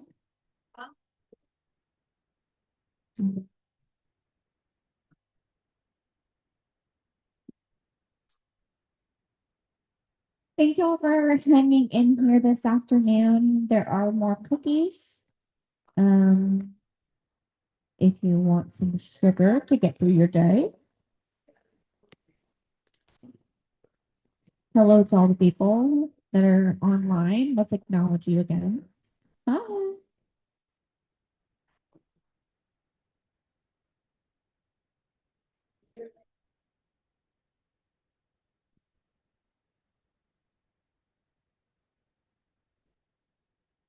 We are going to be wrapping up. Chanel will be speaking for the next 30 minutes and we'll be leaving around 2 and we will wrap it up from there. So if you do have any follow-up questions for the panelists, if you want to visit our vendors, if you want to eat more food, that is when that will happen. Okay. Thank you so much to Dr. Chanel Thomas. If we can give her a warm welcome. I know it's after lunch slump, but this is going to be very interesting. Hello, good afternoon, everyone. My name is Chanel again. I'm really excited to be able to share my story as well as talk about ADHD in adults. Did you figure it out? Oh, perfect. I'm going to actually start off by sharing my story a little bit, give some context. This is a little bit off script. I don't think it's going to be in the slide, so it's cool for y'all to figure that out. So for me, I am Nashville native, born and raised. Can you hear me okay? Okay, perfect. Nashville native, born and raised. Can y'all hear me? Okay, that's very surprising because I'm really loud. So yeah, kind of me growing up, I grew up in a intergenerational household. It was me, my sister, my mother, my nana, and my great grandparents. My great grandmother had schizophrenia. At the time, I did not know what that was. I thought she was just odd, walking around cussing at us and cussing at nothing. So I was like, yeah, that's just her quirk. Come to find out that my nana also had schizophrenia or has schizophrenia. My mom has bipolar disorder, and my younger sister, she's autistic. So getting resources for all of them, that was not a thing. We stayed in the home, took care of ourselves in the home, figured out what to do in the home, but everybody unmedicated due to a lot of stigma with regards to the healthcare system. Then there's me. So undiagnosed, nothing's wrong with me, right? My mom didn't think that I needed any help. I was doing really well in school, straight A student. The only complaint my teachers ever had with my mother was, oh, she talks too much. She talks too much. I don't know if y'all remember to have this in public schools where y'all sat by y'all's last name. So my last name is Thomas. I sat towards the back. Oftentimes, after the first week, I'd be moved towards the front. Still talking. My teachers loved me. They would have parent-teacher conferences with my mother and say, Chanel's so wonderful. She's really nice. She makes friends really quickly and easily. Her grades are fine at school, but just that talking. Going home, same thing, just that talking. Interrupting my mom when she was talking to adults. I got popped in the mouth or a pinch oftentimes. But my mom was like, that's just her. That's just her quirk. That's just her personality. She's doing well in school, making good grades, not getting really into any major trouble. Coming home with a yellow card, red card from talking too much. That was it. That was it. Fast forward to high school for me, took pretty much all AP classes. So selling in advanced placement classes, high GPA, still talking, still getting trouble for that, getting ISS for talking too much. Then college comes. So the structure of those reminders to turn your assignments in daily, gone, right? The structure of having to be at school at a certain time and then stay there and leave, gone. My freshman year of college was wonderful in the sense that I had all these freedoms, not wonderful in the sense that I had all those freedoms. So I struggled a lot in turning assignments in a timely fashion, going to classes, period. I would often ask my professors, how much is attendance really required? Like, is there PowerPoints and slides? Do I really have to be present? Because that's sitting for an hour, hour and a half to 3 hours, especially in my nursing classes. I would come in, do the attendance, and as soon as we had a break after 45 minutes, bounce. And I would go home and read those PowerPoints, right, in my own time. But then not turning in the assignments, not doing my best work because I wait to the last minute. My grades started suffering. No longer was I that straight A student. I was barely getting by. And talking to a lot of my professors, which I like to do, yap and talk, is what really got me through college, undergrad, my master's program, and my doctorate. Using a lot of that charisma because I'm like, hey, Dr. So-and-so, can I get like an extra day? Can I get, I'm turning it in. I know the deadline was midnight. I'm turning it at 4 a.m. It's not that late, right? And they would oftentimes give me a pass or maybe deduct 5 points. But I was like, a grade is a grade. I'd rather have that than a 0, right? Come to my doctorate program. Mind you, still undiagnosed, no ADHD diagnosis. Doctorate program, I had one professor that was a little bit more concerned because impulsively I decided that I wanted to go to Vegas. When there was an exam, made that decision, had a great time, came back, had a major exam, didn't do well in the exam, had to talk to her because I was going to be put on probation. And I was like, it's fine.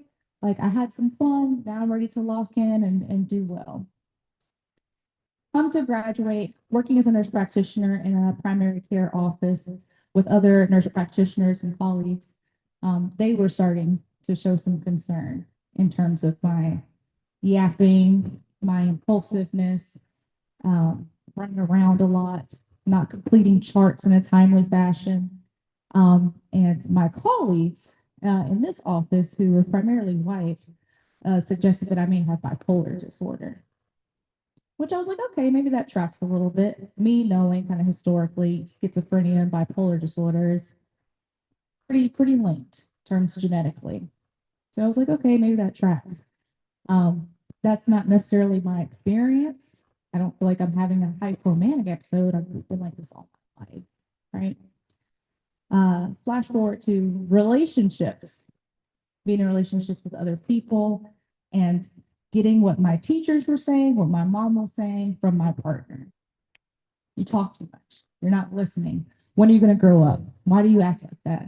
You're being really goofy, right? You're not taking into what I say in consideration for things, operating impulsively.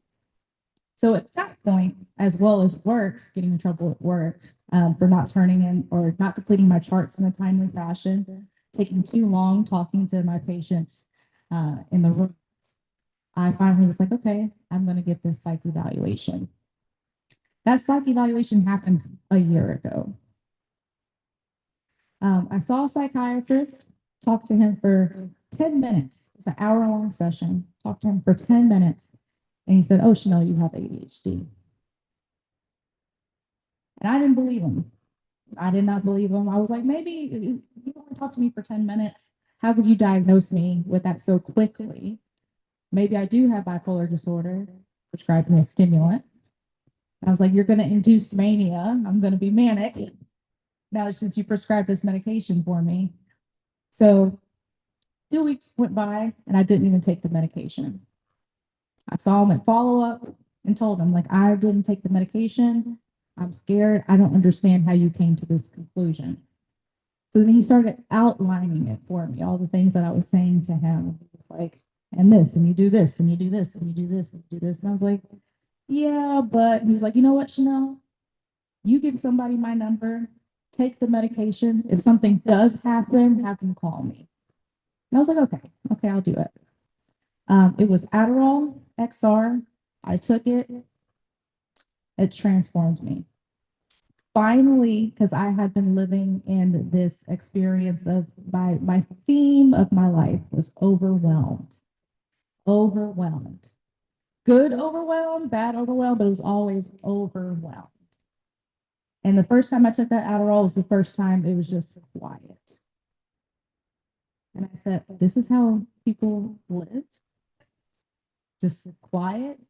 This is how people live. You think about doing something and then you go do it.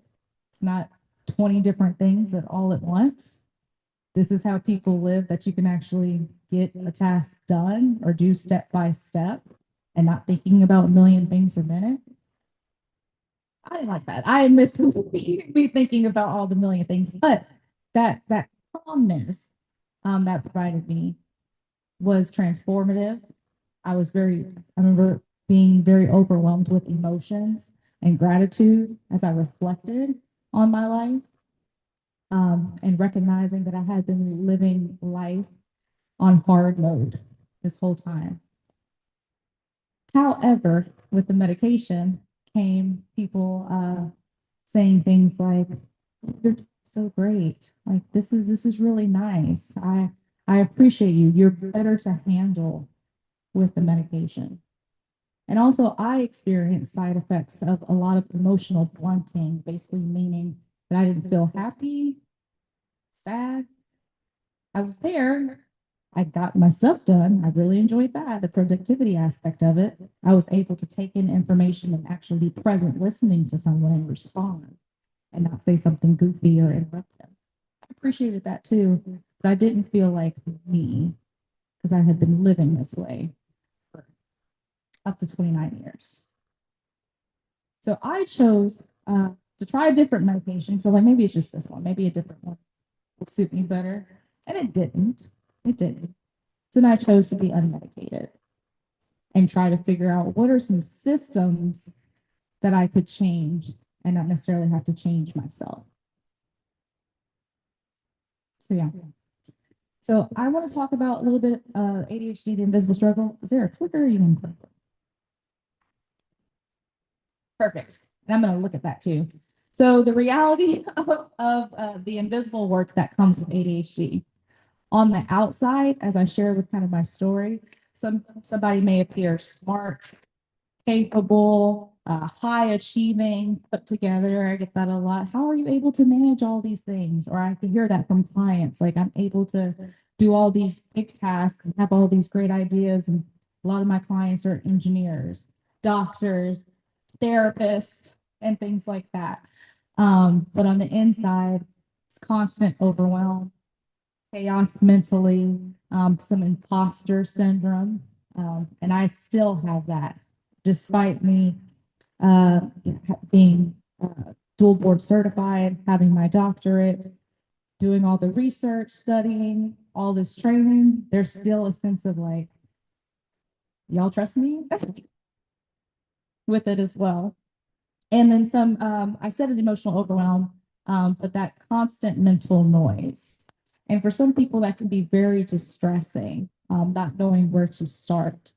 And I ask individuals, like, what does that sound like for you? For me, my constant mental noise on a good day is like rainbows, sunshine, lollipops, and I enjoy that. On a bad day, it's like dark clouds, heavy rocks, boulders, things like that. So I asked, what does that mental noise sound for you for someone that does have ADHD? And go to the next one. There's also an executive function battle that comes with ADHD. So planning is often hard to manage. I gotta zoom in a little so I can see. Initiating tasks, organizing, prioritizing, time awareness, emotional regulation. Mind you guys, I did these slides at like 8 a.m. today. So procrastination is a big one. So there's a battle with that. Just the next slide. And the masking problem. So I have a lot of individuals that talk about masking their ADHD symptoms to fit in with their neurotypical counterparts, right?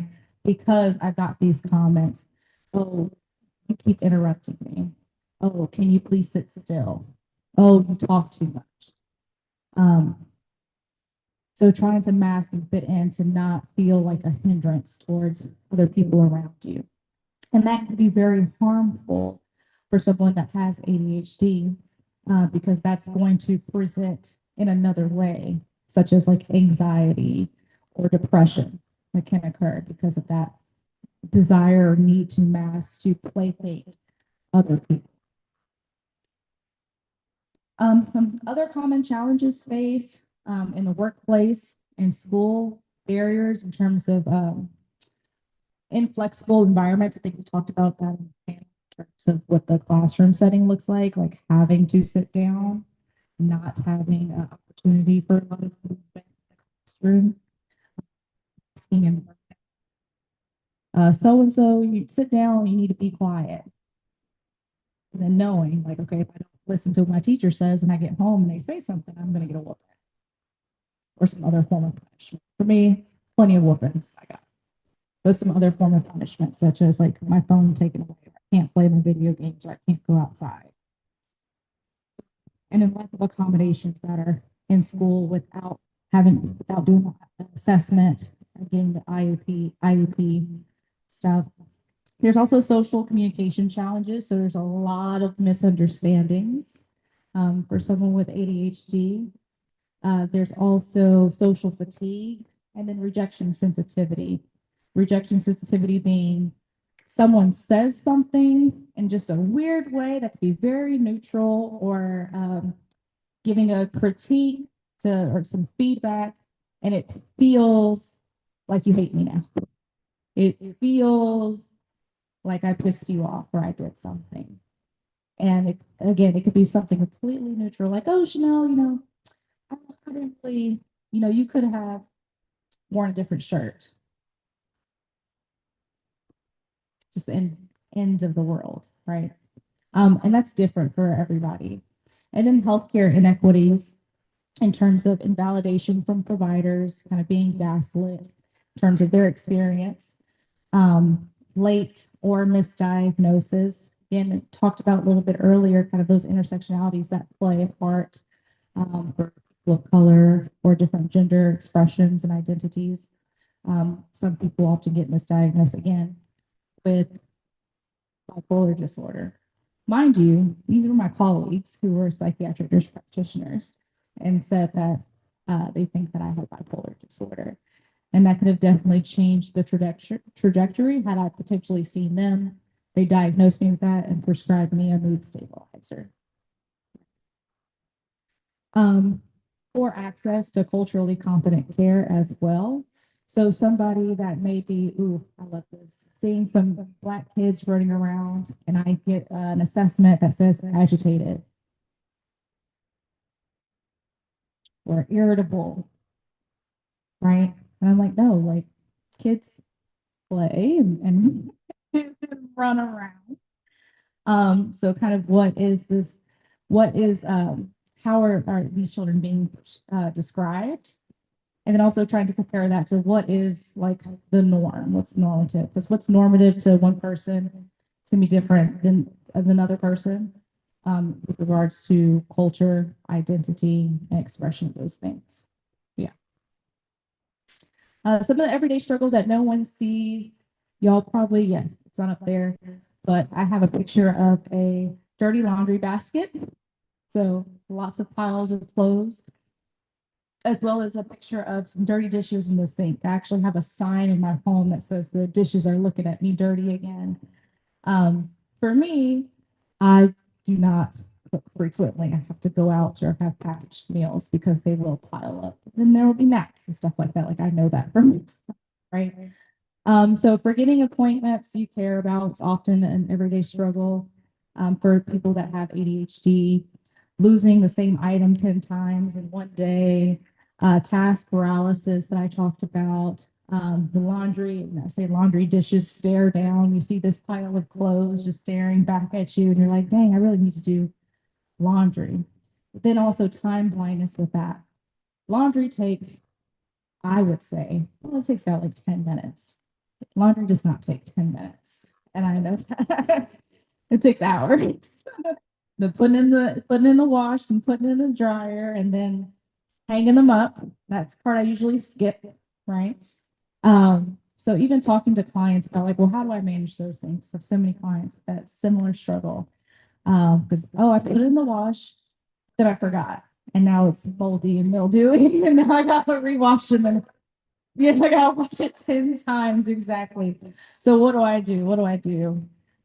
So talking about those things in terms of like what is the accommodation for that? Whether that be okay, like yeah, my timer went off. I'm not like I'm not really sensitive to maybe my timer going off or my washer is in the other room and I'm over here watching TV. So what do I do? I said, do you have like an accountability partner? Set alarm on your actual phone. Or something else. Or I usually say like make chores like its own separate day. Do not incorporate it kind of in your daily thing because you have other things going on in your day to day, right? So those are some of the small things that go on that people may not see, but it's like an everyday struggle that definitely happens for some folks with ADHD. So some strengths with ADHD, creativity and innovation. I know a lot of business owners, CEOs, said engineers, software developers, they have ADHD. Visionaries. Challenge, execution. So having a team is really important, but a huge strength is creativity, innovation. Another strength is when that hyper focus superpower kicks in and they're super locked in and can complete as many things all in one day, but maybe they weren't able to do that over the course. They can get 3 months of work in one day, right? Empathy. A lot of individuals with ADHD have a lot of empathy and intuitive understanding of people. Sometimes that comes with some pattern recognition, and then really taking that information and again, processing information differently from other people, able to take that information, feel what was shared with them, and be able to kind of spit it back with some understanding as well. There's big picture thinking, having a lot of passion and depth, resilience, and problem solving in chaos. I was a nurse for 6 years in patient psychiatry, and there's a lot of chaos there, whether that be behavioral health codes, like psychiatric emergencies, or like life or death codes. And that was my jam. Thrived in those environments, right?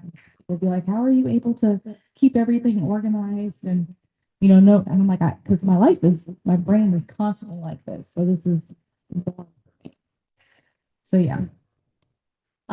Why a diagnosis matters. So another thing about kind of operating in a decolonized approach is operating in a framework where like the diagnosis isn't the most top thing that is important. It's kind of what the person's experiencing and addressing that. However, a diagnosis can label something that's going on for somebody in their experiences, or they can do more research, find tools that can accommodate them as well. It oftentimes offers some relief from self-blame, like there's actually a word for this. It's not that something is wrong with me. It offers validation, again, access to treatment, as well as permission to unmask and rest. Okay. So how adults can thrive. There are tools out there, such as we talked about ADHD coaching, medications, ADHD therapy, learning some skills. All those things can help with setting boundaries, prioritizing rest and sensory needs, working with your brain and against it. Oftentimes, when we're trying to operate against our brain to fit the neurotypical norm, there comes more distress, right? Building executive functioning routines, using tools that fit their neurospiciness level, reducing mask, and I want to say set boundaries. Again, that's a huge emphasis on the set boundaries. Oftentimes, a lot of people with ADHD want to do everything all at once and say yes to a lot of things and opportunities when they actually do not have capacity to do those things.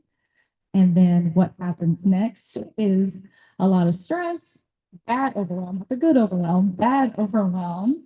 And then they don't have capacity or ability to give as much effort into all the things that they want to do. They're only giving really 10%. And then it also can result in burnout.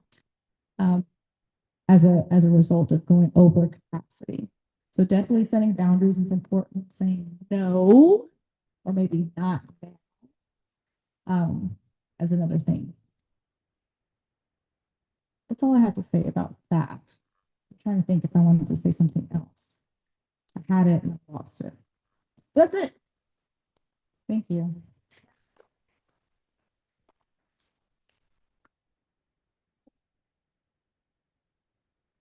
We do. That's exactly what I was gonna ask. Uh, just for her or for everyone? Great. I would love to get any questions that y'all have for Dr. Chanel Thomas while you have her here.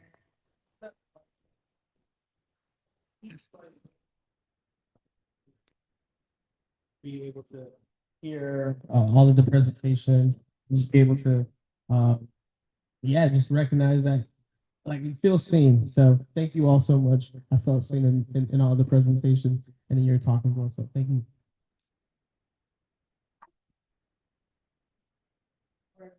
It's just for them. Yeah.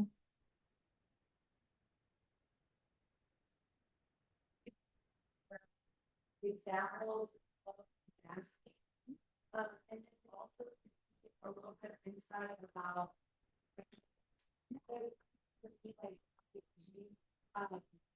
also big life but it's really difficult to maintain intimate friendships with ADHD. The question for our friends online is about explaining masking as well as talking about what friendships look like as a person with ADHD. So masking looks different for different people. I know some people experience it. Also, you could talk about like nervous system regulation and if there's any other components and need to mask, like I said earlier, intersectionality. Do I feel safe in this environment, right? Trauma response. But to simplify it, I know like for me, my mask is I get very focused and locked in terms of what's being said. So my mask is like me being quiet when someone's speaking and like staring at them and making sure that they are thinking that I am paying attention. My mask looks like for me, I have to remove myself from someone else is speaking or doing something and I feel really restless and I want to walk around talk, like I have to remove myself. If that's not an option, my masking looks like me trying to like maybe just do my foot and not like my whole body. Which can be very distressing and be restless. So I know some people, their masking can look differently, be quiet, and other things like that. Just depends on the person. But again, that could be very distressing and anxiety inducing. So I usually encourage people to like not mask. Like if you need to get up, feel free, even in sessions, like feel free, you can walk around, here are some sensory toys, like you can fiddle with your hands if you want to. I'm okay with phones in the room, like, you know, depending on how distressed you feel and you want something to kind of distract your eyes, that's fine with me. Making friends. So in terms of like a values-based approach, if friendships is something that's important to someone, I usually encourage intentionality with making and keeping friends. I have 3, and they graduated to friends. It takes about 3 years to graduate to the level of friendship. Before that, I'm like acquaintance. Like I see you, cool. Oh, you were there too? Yeah. And then I don't see you for 6 months and we don't talk again. Like, I don't even remember that you exist anymore. Out of sight, completely out of mind. It's blissful, right? Distressing in terms of like, okay, well, I feel like really alone. So I usually encourage like on my part, reconnecting. If I like think about that person, I'm like, you know, shit, like let me at that moment send an email, send a text, like, hey, thinking about you, blah, blah, blah, blah. Let's catch up, let's get a coffee, something simple. And I do that, and there'll be people I have not talked to for 7 months and do that. And that's how those people graduated to friends, is that we kept reconnecting on a coffee, a dinner. And then finally, like I was like, okay, you're included to the fold because maybe they reached out to me and I didn't have to reach out to them. It takes a long time and a lot of intentionality, but one of the things that I usually recommend, especially for ADHD, and I'm like, this is as simple as it can get. If the second you think about something and you know it actually takes like less than 2 minutes, like sending a text, do it immediately. Do it immediately. If you know it takes 2 minutes to take the trash, I'm like, I know I can take the trash to the corner. It takes me 45 seconds. Do it immediately. Do it right now. Do it right now. So same thing. If I'm thinking about somebody and I have their contact, like this email's a different story. That's gonna take me a while. But if I have their contact in my phone, just hey, you know, I was thinking about you. This is Chanel, by the way, because it's been 7 months. Like, let's get a coffee or something if you're free, if you're in town. And usually the other person, they're usually like neurotypical, but they usually respond pretty quickly. Oh, hey, yeah, let's do that. How does such and such sound? Like they already have the place, and I'm like, cool. And I ask them what time, they tell me, and I'm like, cool. Then there's another step. Then I have to either ask this is my team, right? My accommodations, my administrative coordinator, like, hey, can you put this in my calendar so I can actually see that I have something to do that day, and not forget about it, because I've done that a lot. So there's intentionality, and it's a steps approach, but it takes a long time to develop, but not impossible.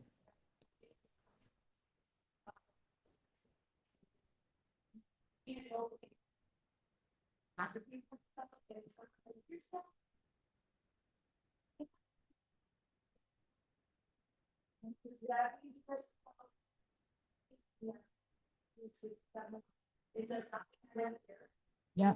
Mhm.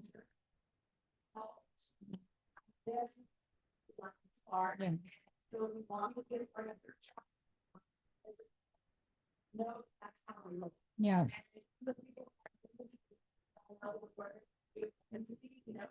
Mhm. Mhm. Yeah. Mhm. Mhm. Absolutely. Mhm.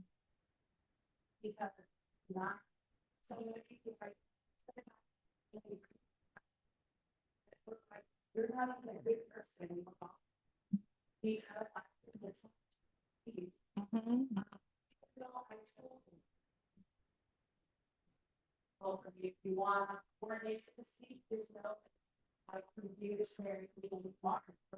Yeah, absolutely.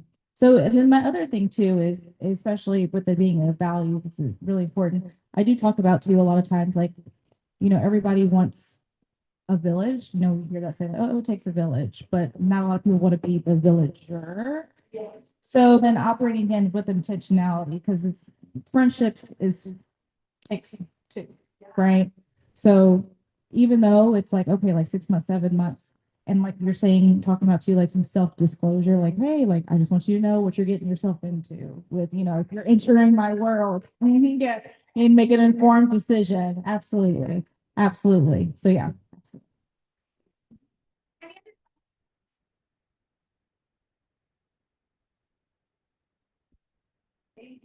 Great, thank you so much.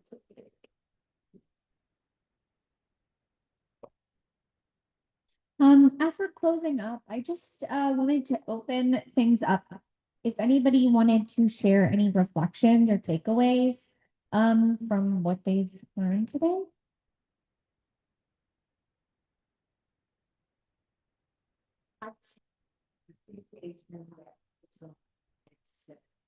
It feels like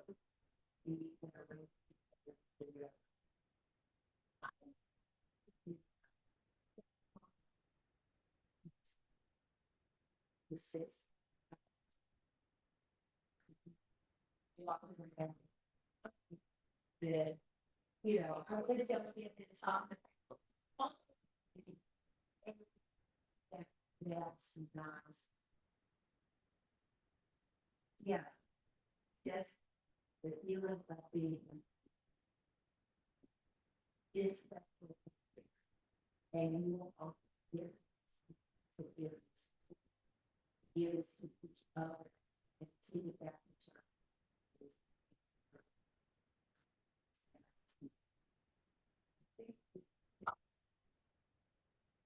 Thank you. Yeah, even just your gift of being here and being present today is great. You're adding value to the room. So yeah, it's easily I'm adding on my takeaway. It's easy to label like certain behaviors as like, oh, this is bad and this is bad and this needs to be changed. But this is normal and this is good. And you can show up exactly who you are. Yeah. Anybody else with a takeaway?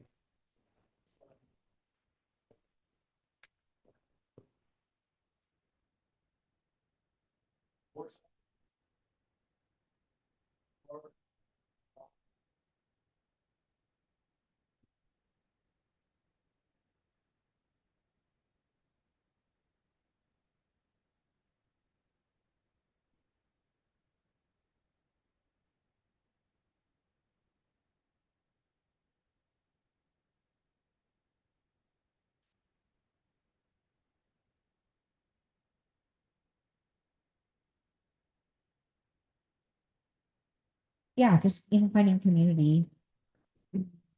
Yeah.